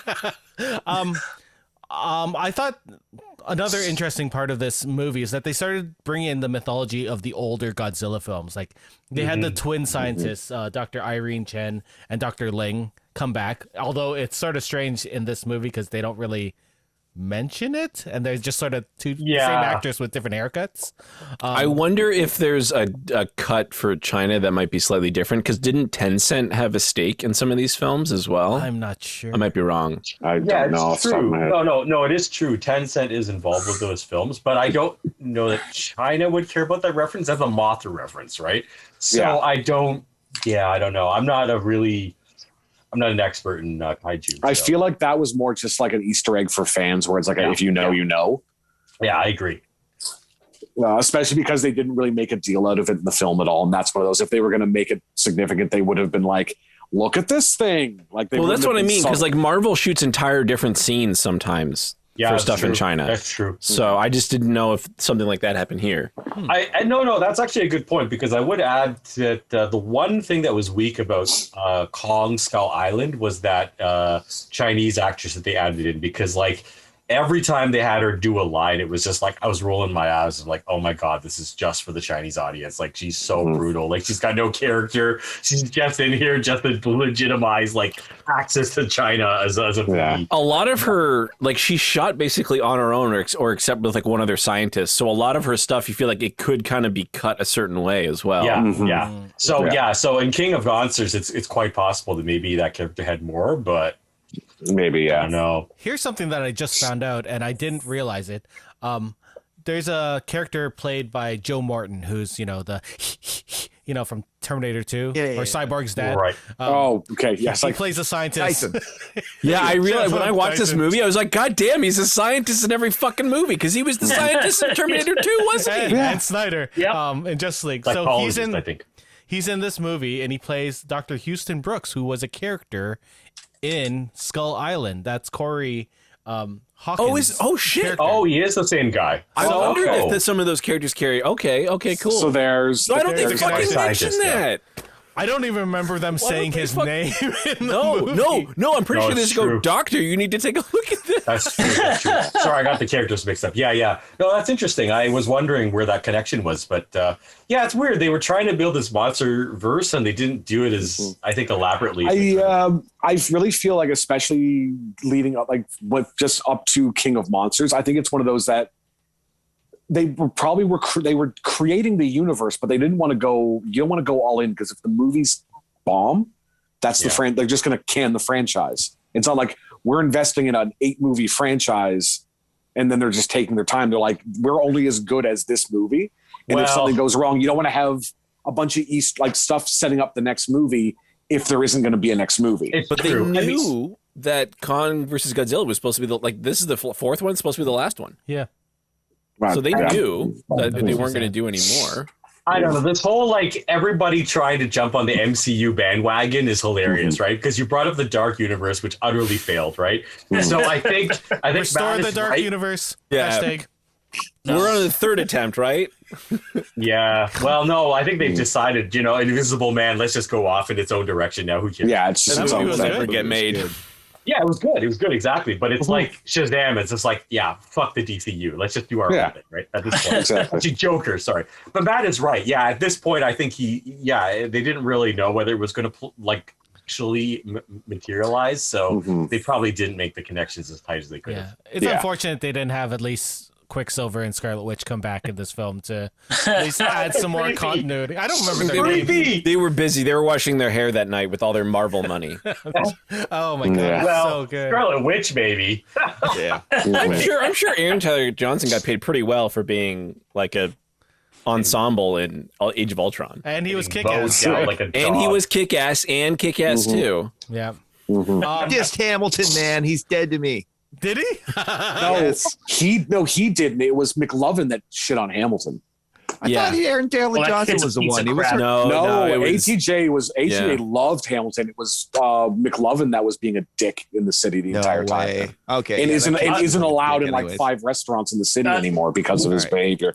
Did I not apologize, tell you that Aaron I Taylor served Johnson. him when I worked at the Sheraton Hotel as a bartender? No. Yeah. I served McLovin, and he was a fucking dickhole, man. Yeah. Wow. He literally was a douchebag the entire time, ordering Jack and Cokes. Yo, man, can I get a Jack and Coke? And he was there because they were filming or whatever. All of the other cast members were there too. They were all very sweet, very nice people, and they kept like dropping their head like this, and they were embarrassed because he was running the show. He was being a dick, and he was barking orders at all of us. And then we served them food and drink for hours. And at the end of it, he's like, "I got this, you guys," and he writes it to his room or whatever. But he tipped fucking nothing. Fucking nothing. God. No. Piece Yeah. of shit who's trying to act like a big shot.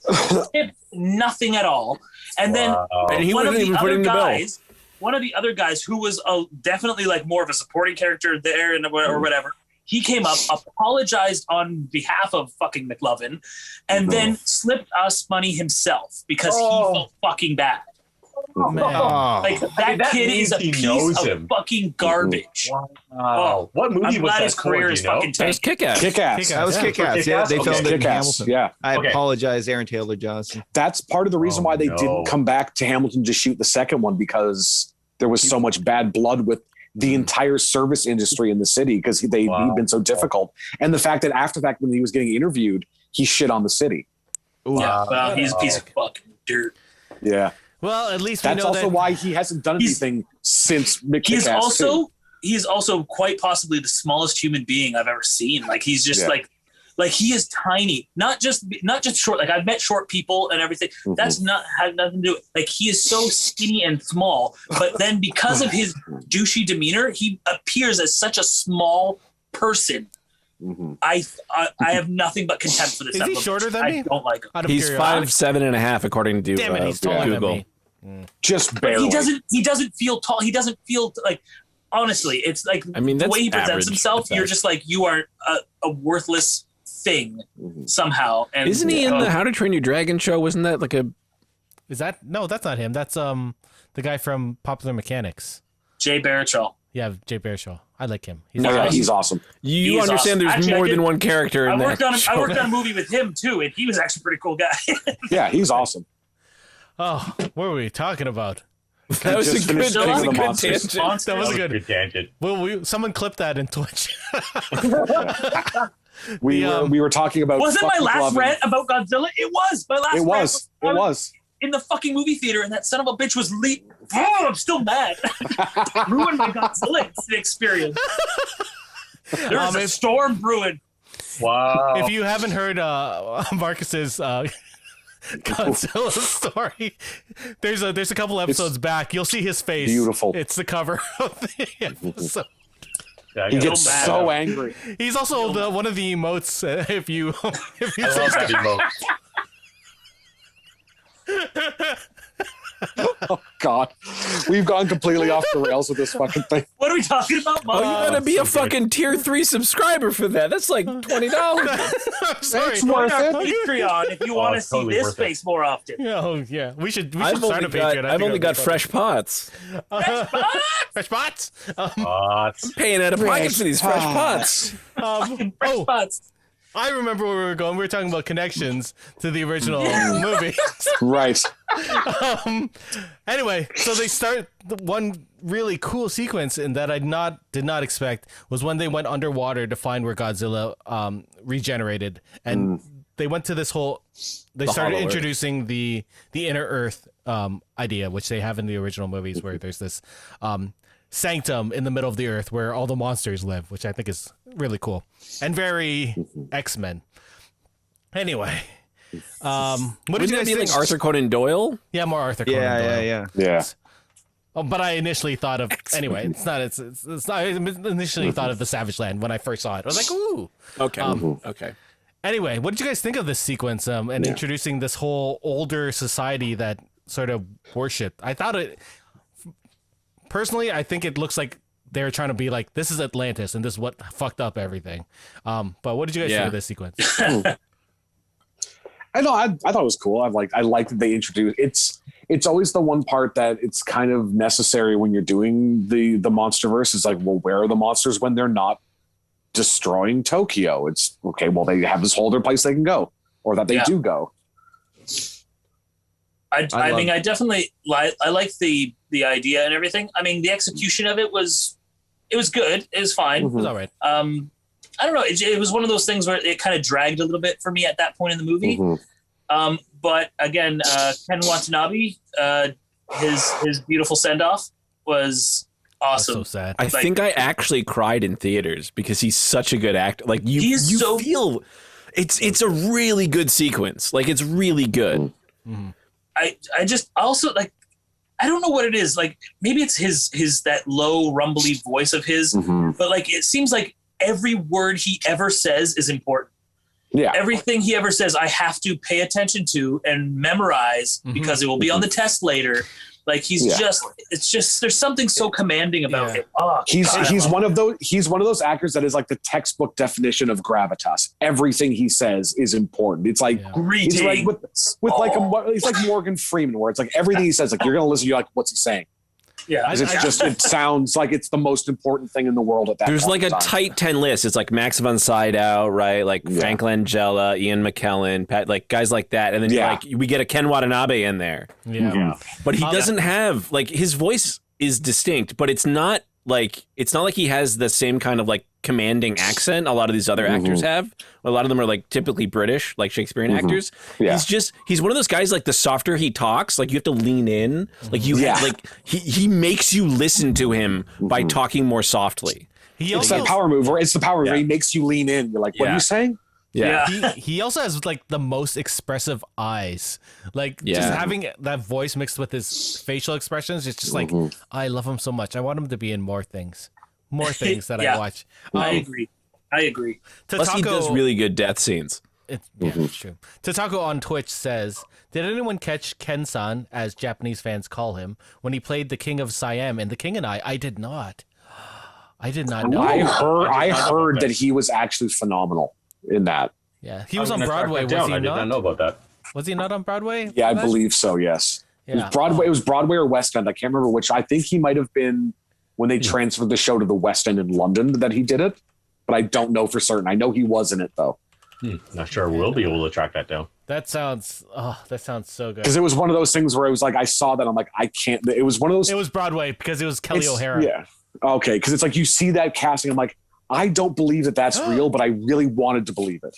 It was filmed on TV. Tatako says, "I'm gonna have to catch this now." Oh, good. All right. Oh, damn. Deep dive. Check that out. I don't know if you guys remember this. I'm gonna say this to Marcus and to Matt Moore. I don't know if you remember this on the Tonys, but they showed the scene where Kelly O'Hara does her quick change off stage to go from one scene to the next. Like that was such a that stood out in my mind out of all the Tony performances. I thought that was really cool. It was insane. Yeah, like insane. We got something in here. Let's see. We thank you, Vocal Tomes, for gifting a sub over to Tatako. Oh snap! Thank you. Yeah, Brittany, we love you. Yay! Any other final thoughts on the King of Monsters before we move on to Godzilla versus Kong? Definitely set the stage for the movie that was to follow. 100%. Yeah. Well, It's like Rocky 1 to Rocky 2. Yeah. Yeah. Sure. Like, oh man, it was so. This movie had such good villain monsters. To move on to the next movie was sort of. Not to mention Charles Dance. Oh man, I was weeping to Charles Dance in the next movie, but I'll just keep that to myself for now. So let's move on to this year's. Moving on. A movie that's dominating the box offices right now. Godzilla versus Kong, which was released. What's wrong with you people? March 24th internationally and March 31st in the US of A. And North America, we got it as well. This movie saw Godzilla sort of going around the world, sort of causing some shit. We don't know why. And I guess some scientists decide to free King Kong for... It's never really explained properly. Well, they wanted to go through the Earth. I think it sort of is. No, they don't. Okay, Can I just explain? I think the crux of it is, and this is just me watching this movie, the more I watch it, Godzilla was a dick in this movie. He was. Like, just hands down, he was just a dick. All right. I'm going to say even this. by the end, he's still kind of a dick. He's still, no, even at the end, he's still a dick. He's just like, oh, literally, it was cool, bro. That was that moment for me. Cool. I'm like, what? Why are you a dick now? We've spent 2 movies building you up to be like, kind of. Because it's Rocky 3. At the end of the movie, it's Rocky 3. He had his reasons. So there's no Rocky 4? We don't have a Drago? No, the one thing I thought through the whole movie was just because the characters say shit doesn't make it make sense. Okay? Yeah. They were saying all kinds of lines to justify all the actions in the movie, but this was a type of movie where they're just throwing everything and the kitchen sink at you nonstop just to make you forget about the last scene. Nothing actually made sense. Okay, I think. So anyway, I think there's a lot of scenes in this movie that were actually cut. The editing feels there's definitely some weird editing. Like there's some parts of this movie where I'm like, garbage. I think those scenes should be switched in order. Steve, one second, because what Dave just said is 100%. Like, let's just look at they're talking about Kong, getting Kong off the island, or like we got to get Kong to do something. It's like, okay, we'll do it. And then suddenly he's just on a ship, and it's like. Yeah. What were the steps? This isn't a Batman scenario where you go, he can do stuff. He's Batman. They're like, no. We'll just move this giant creature off the island. I'm the guy on the podcast who always doesn't believe that there is actually a cutscene or a good reason because I'm not saying they filmed it. And Rise of Skywalker. I'm not saying they filmed it. Just because those movies got made doesn't mean they were made smart. Okay, we were talking about effort at the beginning of the movie, and I don't think they gave a fuck. Okay, so that's fine. We're gonna agree to disagree. Well, keep in mind that talk about the movie. The original Star Wars was saved in the edit too, right? Like, there's plenty of movies that they filmed and they fixed it in the edit. We're not going to go down Star Wars. I'm just saying that let's not assume that they. Yeah, we always have another episode for that. I just did not believe that this movie was made with the intention of actually having things figured out. Okay, all right. Here's a little bit of a side tangent, just because it's going to be kind of funny. So I was alluding at the beginning of the episode that I was doing something a little bit weird with movies. What I've been doing is I've been trying to force myself to watch movies that have a slight difference between either their decade, their genre, or their country, so that I make myself watch more than just horror and science fiction, because that's all I would end up watching, right? So I actually forced myself to watch King Kong versus Godzilla 1962. And I was prepared to enter this episode, this podcast, to say, that is the stupidest plot I've ever heard. Because the plot of 1962, King Kong versus Godzilla, is a submarine crashes into a radioactive iceberg, releasing a hibernating Godzilla. That part's fine. Okay, whatever. But then a pharmaceutical company, because they're not happy with their advertising because of the programming that they're associated with, decides to launch an expedition to find King Kong. And when they do, they decide to bring him back to Japan for marketing reasons. Now, I challenge anybody here right now to tell me what the fucking plot of this movie was compared to that. Because I was going to say that was stupid. But the plot of this movie, I don't even know what the fuck they were doing. Okay? Well, we need clean energy sources because all the mutos are attracted to radiation. Clean energy. That's not how energy works, man. I will do my best. Energy. Okay, I will do my best to explain the plot of this movie. Someone doesn't believe in the 1992 film The Saint or whatever it was. That's the theme. So 97.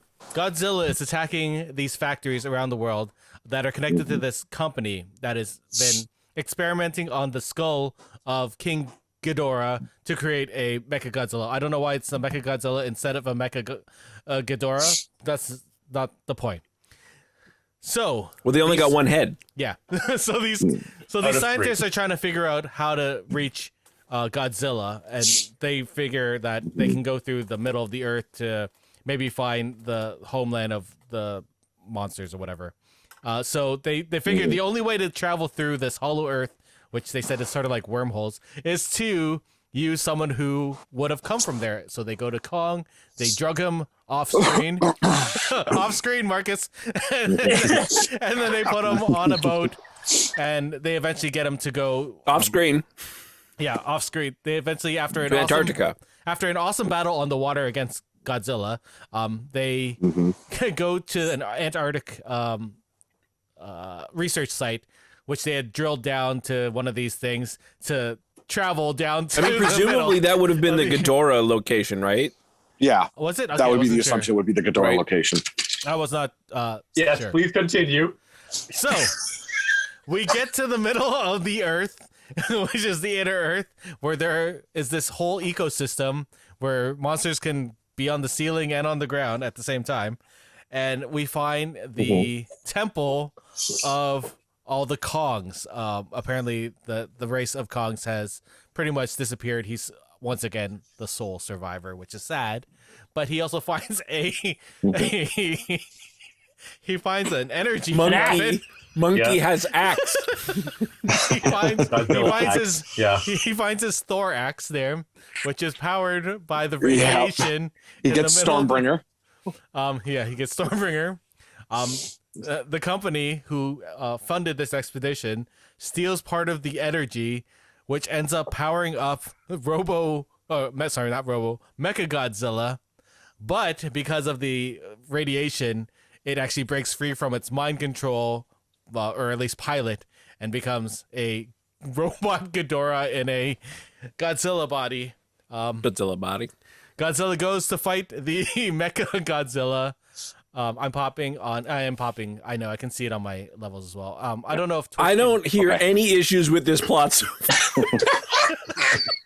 Wait, let me finish. Wait for it. Still setting up the movie. So Godzilla is fighting Mechagodzilla, and ends up failing, and King Kong through, I don't know, some sort of He gets Corey. It's his Rocky moment. It's not how hard you can get hit. It's how hard you can get hit and keep going. No, sorry. He gets taken out. He almost dies. I went ahead. Sorry. You jumped ahead. Godzilla fought King Kong up on there. King Kong gets beat. In Hong Kong. And beat that ass. In Neo Cyberpunk Hong Kong, I might add. But yes, go on. And then Mechagodzilla comes to life.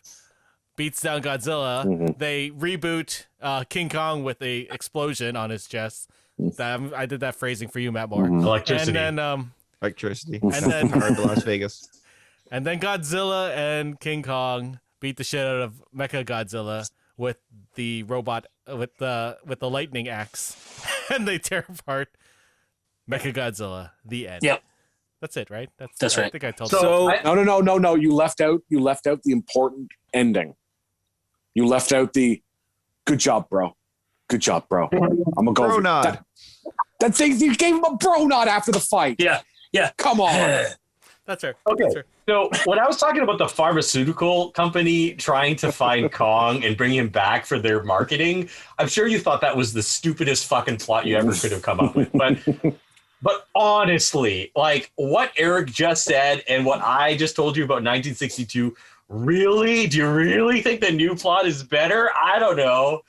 I do not think it's better. I do not think it's a better plot. But again, I'm going to go back to my original thought. I don't care how they make it happen. I want big fucking monkey versus big fucking lizard, and I want to see some fucking blood. It was awesome.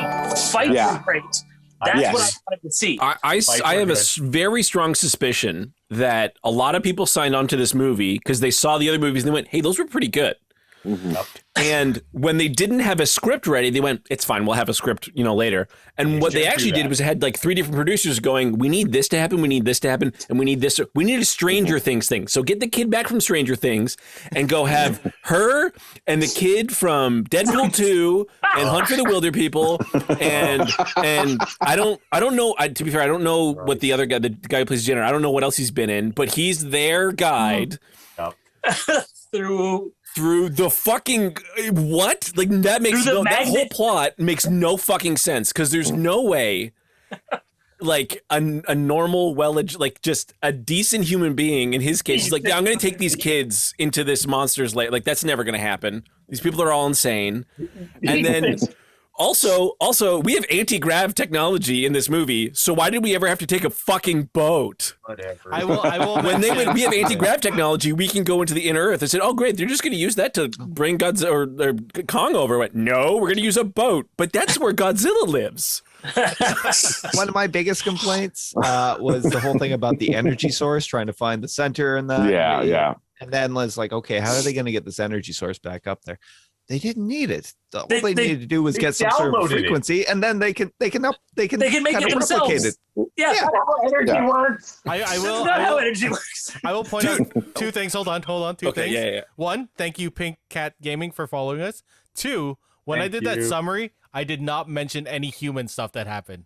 Because none of it mattered. It didn't matter. It doesn't. It's true. No, it doesn't. I was pining for Charles Dance this whole movie. I was just like, you got this elaborate like corporate megalomaniac asshole, and you got this creepy Japanese asshole who, by the way, has the same last name as the scientist who saves everybody in the original Godzilla movie, but he's like totally different character.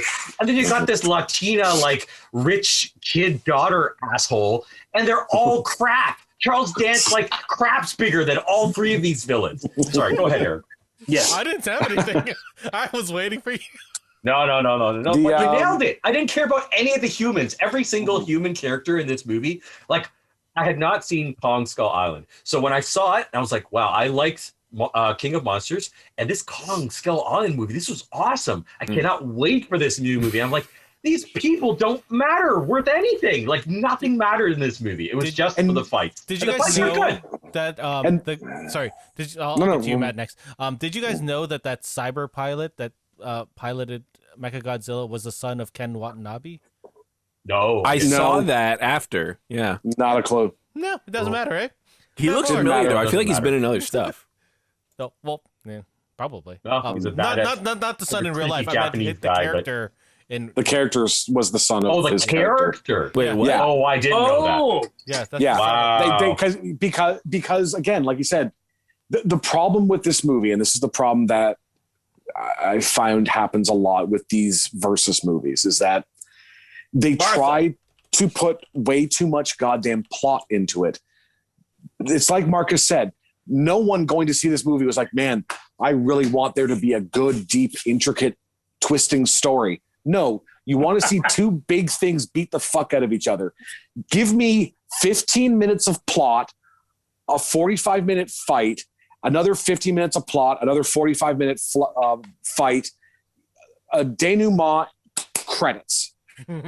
You don't need to craft this big, intricate tale of an evil corporation trying to harness energy to create a mecha titan. No one gives a shit. No, sincerely, I don't know. No one Corporation cares. appropriately titled Apex. Apex, which sure. of Apex, course. yep. Well, I it's guess right up there with the the good guys being Monarch. Like it makes as much sense. Like they're not subtle with their name. I have two. Well, sorry if I'm interrupting. Go ahead. So one, Lance Reddick is in this movie, and I don't remember seeing him in this movie. Blink and you'll miss. Yeah. When He was was he in in for this 2 movie? lines. He's in for a couple billed lines. at the start of the movie, and I just remembered. I'm on the IMDb, and I'm like, wait a minute. I remember seeing his. I definitely didn't see him in this fucking movie. Yeah, he talks to Millie's dad. Okay. They're all in Hong Kong. Ken Watanabe is a background actor in one of the scenes, apparently. He plays a bar patron. But I missed that. I think the thing that bothers me the most, it's one of those things where they could have got right and then didn't, is, you know, when Kong is like, spoilers, Kong is like down and like, we need to like shock him because that somehow fixes people. yeah.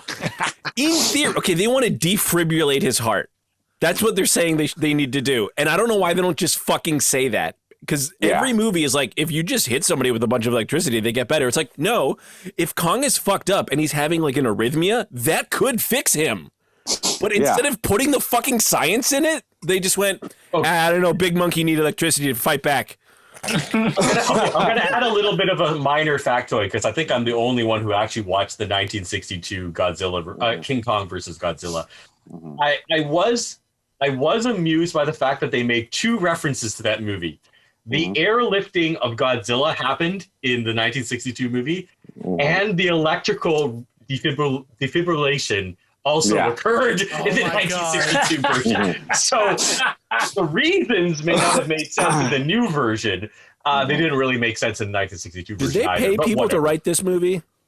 Yeah. I hope not. Probably a lot too. I think they got a computer to do it. I feel like But again, it's it's- done better. I do feel it is one of those situations where, especially when you're dealing with a movie like this that had the budget that this had, is that you get into the too many cooks, too many Producers. executives Many and cooks. people saying, "Well, we need to do this, but what about this?" And we think this will be good because you're trying to please everybody, Now, here's as the opposed thing, to just making a good movie. They have to try to make all their masters happy. And then you get this mishmash of story around some awesome fights. Yeah, and then you get the Joss Whedon Justice League. Now, okay, here's the thing. Like, I'm always the one who's like super negative about these things. I don't. See, this is the thing. I feel King of Monsters did it better, and I feel Kong Skull Island did it better. Like, you're right, Marcus. All we care about is the fucking monster fights, right? But it doesn't mean that you throw everything out the window. And somehow they actually took characters from King of Monsters and made them less relevant in this movie. So something weird happened. Like, I will absolutely agree. Anybody wants to see monster fights? The monster fights kick ass in this movie. Okay. Absolutely. The 1962 King Kong versus Godzilla is boring as shit. Okay. So I mean, and the costumes are terrible. All right. It is not a movie that's worth watching. And yet, I actually cared about the plot in that one a little bit more. And I agree, we don't necessarily need to care about the plot like we only care about the monster movies, but they pulled it off in the last 2 movies. What the hell happened? They completely dropped the ball on this one somehow. So COVID That's my It issue. was off in 1954. Why can't they do it now? There was one other thing I was going to ask, and this is like half sarcastic and half sincere.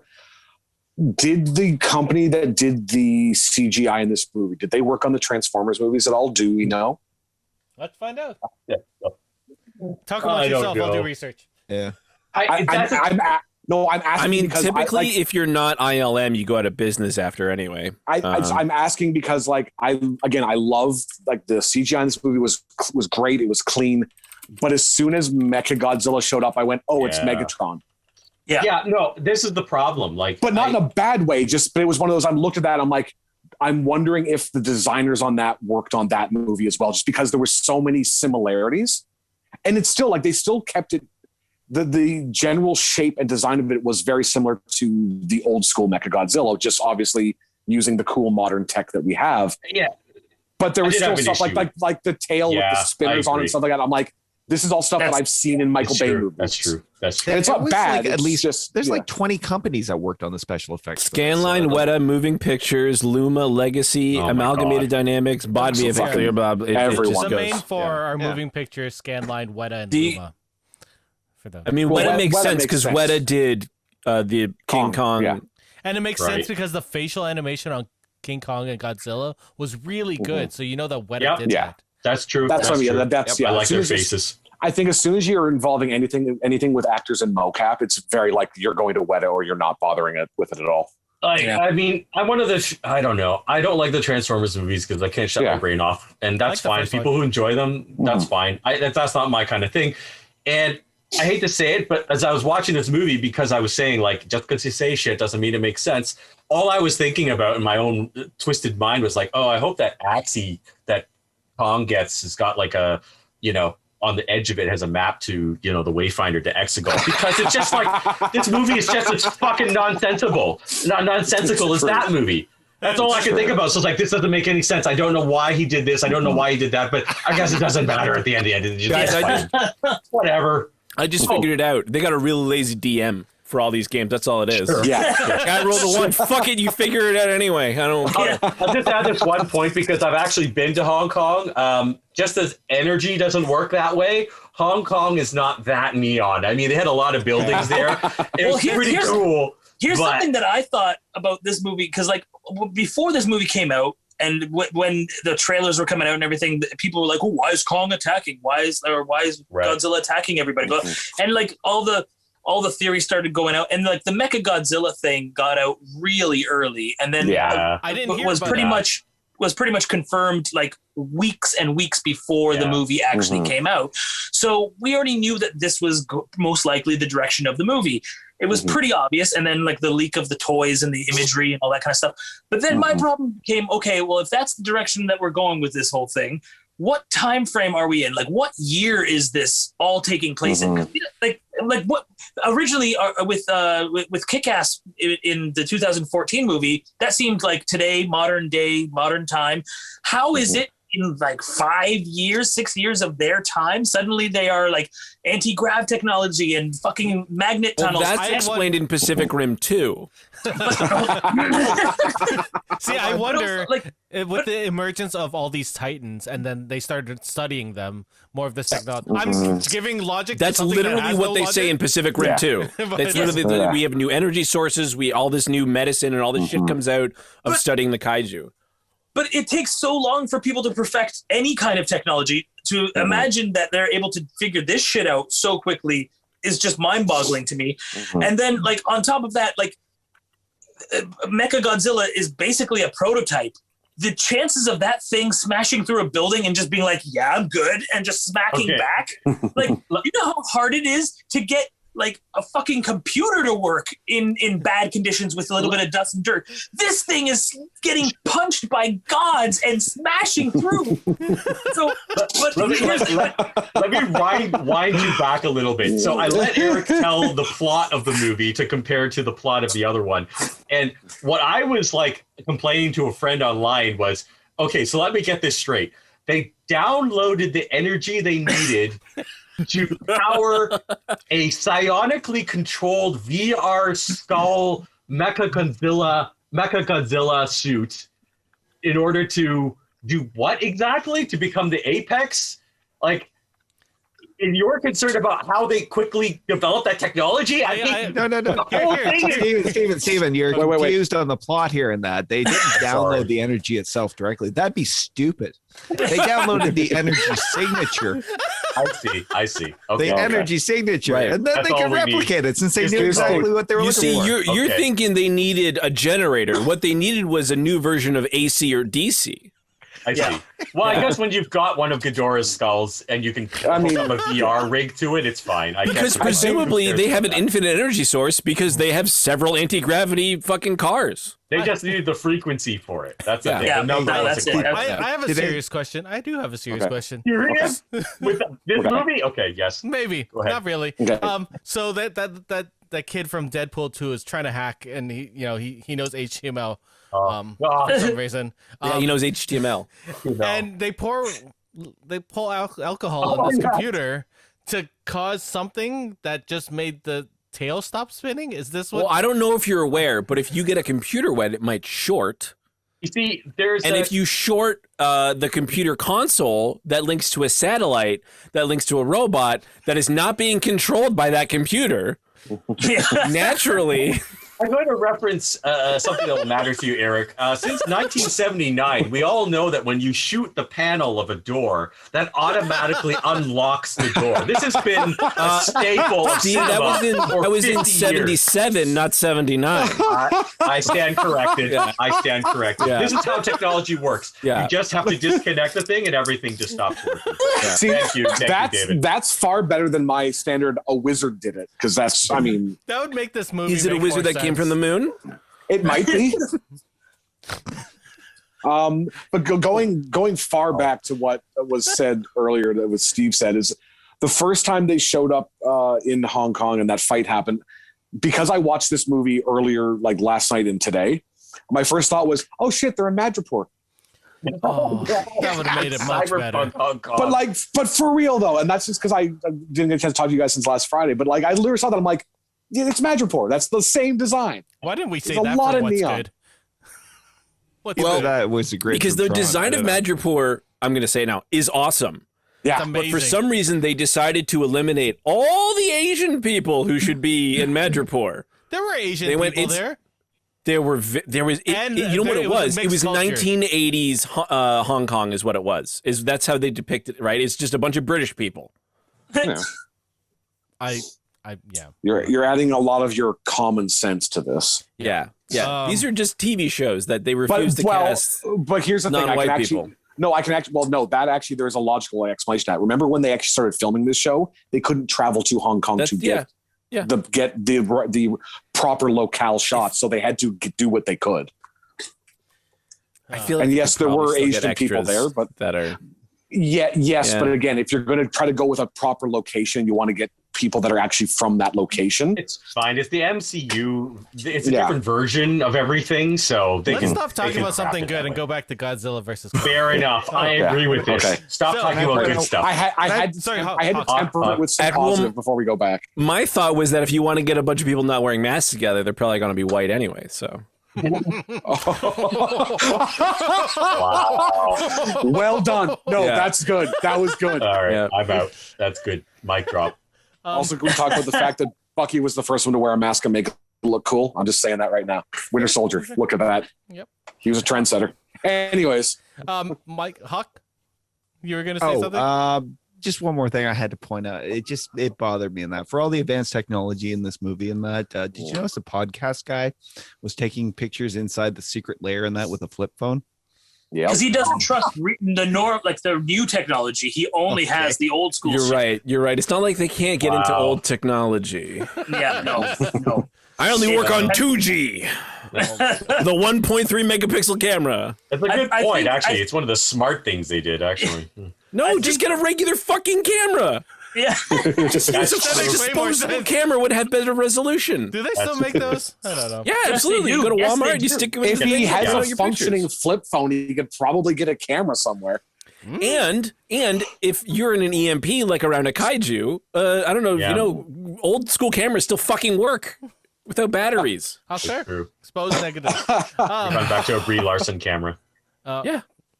So we this is supposed to be the end of this MonsterVerse, supposedly. Thank God. We'll see. Alle- We'll see because Allegedly. this made a shit ton of money. Well, let's get some prequels. Let's get an 80s version. Let's get a I'm fine 90s, with you know, more let's common do. version. So there were a bunch of monsters that didn't make it into these films. Are there any monsters you wish you saw in the movies, like Space Godzilla? Bigfoot. Space Godzilla. Bigfoot. Is Bigfoot in the Fucking Godzilla Bigfoot. movies? No, but I do want to see the and this is a fucking deep cut, the giant Frankenstein monster fight I was Godzilla. I want to see Godzilla versus Dark Universe Frankenstein. Tie it all together. I was going to watch that, but I just ran out of time, so I don't even know what you're talking about. No, Okay, don't. all It's right. so bad. It's so bad. What's the name of Conquers the world, fu- right? What's the name of the turtle guy? Gamera. Gamera. Yeah. Gamera. Gamera. Yeah. I want him. That's a different company. So There's also one that looks like an ankylosaurus with spikes on his back. I think it's The Biolante? Aguirus or something like that. I don't know. It's hard to tell. There's a lot. this was There's actually a- going to be like my big Godzilla intro. I actually never really watched any of these movies, so this is I mean, know. like the Godzilla movies There it got is. very formulaic, where it was just like, what's the monster of the week this time, and it would be, this monster shows up and its powers are this and it does this, and then Godzilla would show up, they would fight and fuck off. That was literally, once you get into the room, they were just by numbers, because it was people just wanted to see Godzilla fight a new threat. I did not realize there was a That's Mecha it? King Ghidorah. Why didn't they just have that in this movie? That's what I thought was Because gonna they happen, 'cause I didn't thought, want fuck to. it. Because they didn't want to do Ghidorah twice in a row. That's literally the only reason. No, why, it's- right. It's true. Mechagodzilla makes more sense, to be honest. I think that's like a more obvious thing to go for. Mecha Ghidorah, that's like next level, So Yeah. Any final thoughts on this? Any of think I this? thought that Yes. Yeah. Basically, I think it's not a great movie, but I loved the fighting, so I recommend it. I wonder if someone on the internet listen to me, would cut out all the human aspects of these movies and make a really cool like miniseries of monster fights. It would be way better. That would be actually way better. It would be I would really really good. enjoy that. Yeah. That, or you can just watch the 1954 Godzilla, which is the perfect balance of both. I mean, Yeah. No, just they cut did it in right the first time. Just Or cut in watch the CGI. Shin Godzilla. Oh, I gotta see that. Yeah.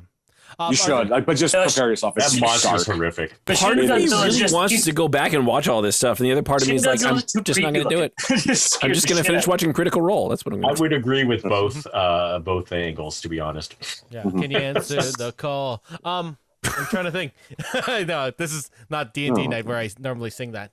I'm trying to think. What other are there any other monster universes that we'd like to see on film? I mean, I would like to see a Dooku that works, to be honest. I would. Because I actually really liked the Wolfman movie.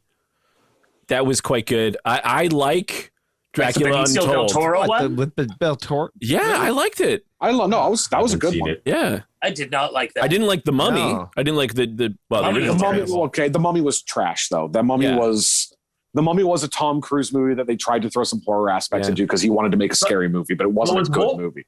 Was Wolfman actually supposed to be part of the Dark Yeah, it Universe? was Like, supposed to be the first.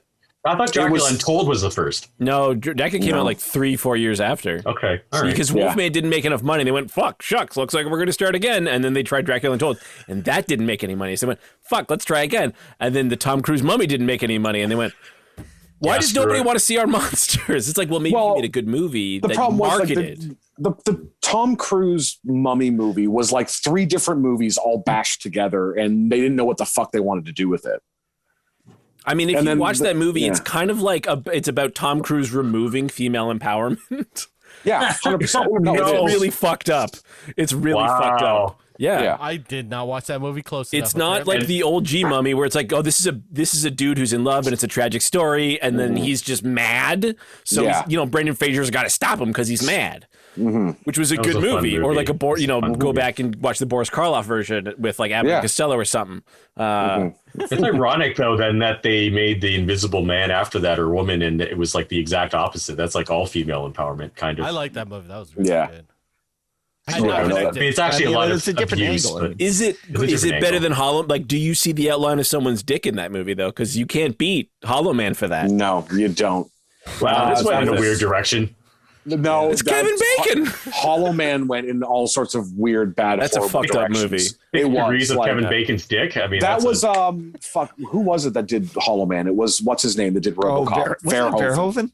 Yeah. I'm positive. Verhoeven did it. Yeah, It was Verhoeven was one. It was 100% a Paul Verhoeven movie. When you watch it, you're like, "Yep, that's totally him." Yep. The fact Paul you see Verhoeven. like invisible dick, like It's an invisible dick, but you can still see it. Listen, it's not weird because he's from the Netherlands. It's not weird there. No, Paul Verhoeven's shit is weird in any continent. Yeah, Like it's just that's his thing. It. Well, He likes to do weird things just for again showgirls. Like, come on. yeah, fair. Yeah, but we got Starship Troopers. Oh, But look at Starship Troopers. That's a That good movie's fucking movie. weird. yeah, I love it's it. good, but I it's so love different The from dude gets his brain talking sucked about? out by a weird bug vagina dick. Yeah, and Exactly. then NPH What's wrong shows with up that? and it's fine. And then they were Eric saved has by lost Doogie control Howser of this dressed like a podcast. Nazi. I'm just saying. Like, there's a lot of things weird with that movie. This all It's a sounds good good to movie. me. I don't understand what you're talking about. Oh, we all just shifted around in a circle. Ah! It's okay.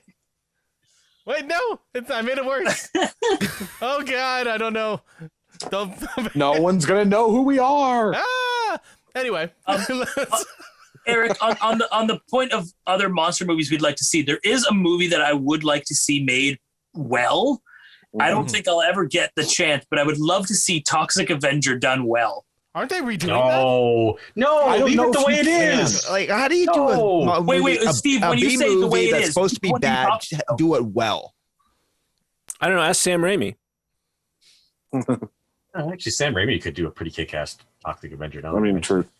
If you want to see, I would say, if you want to see it done well, look up the Broadway show with Nick in it, because that was the only time I've ever seen that show done well. Yeah, but that's a different thing. That's a fun musical version of Toxic Avenger, which was awesome. But it still works. Oh yeah, it still works. It's a hell of a lot If they better could make than that the into a movie. movie, actually, that would be brilliant. That would be a I know, right? good movie. I like it. Well, let's throw this off to the audience. What would you like to see a remake of? Or let us know what you thought of the MonsterVerse. Find us on www.geekswithkids.ca, or you can contact us on all of our socials. All of that is in the post credits.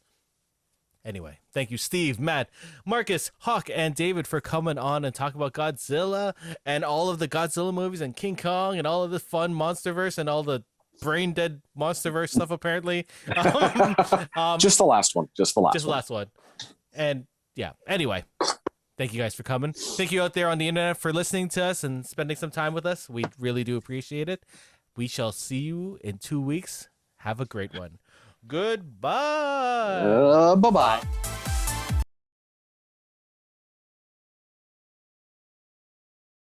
Podcast at geekswithkids.ca.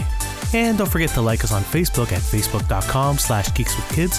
Follow us on Twitter at geekswithkidscn. Check out our pics on Instagram at geekswithkids. And you can find all of this good stuff on our website at www.geekswithkids.ca. So if you like what you hear, why don't you hit that subscribe button and leave us a comment.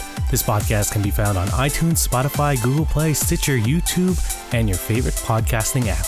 Thanks again for listening, and we'll see you next time.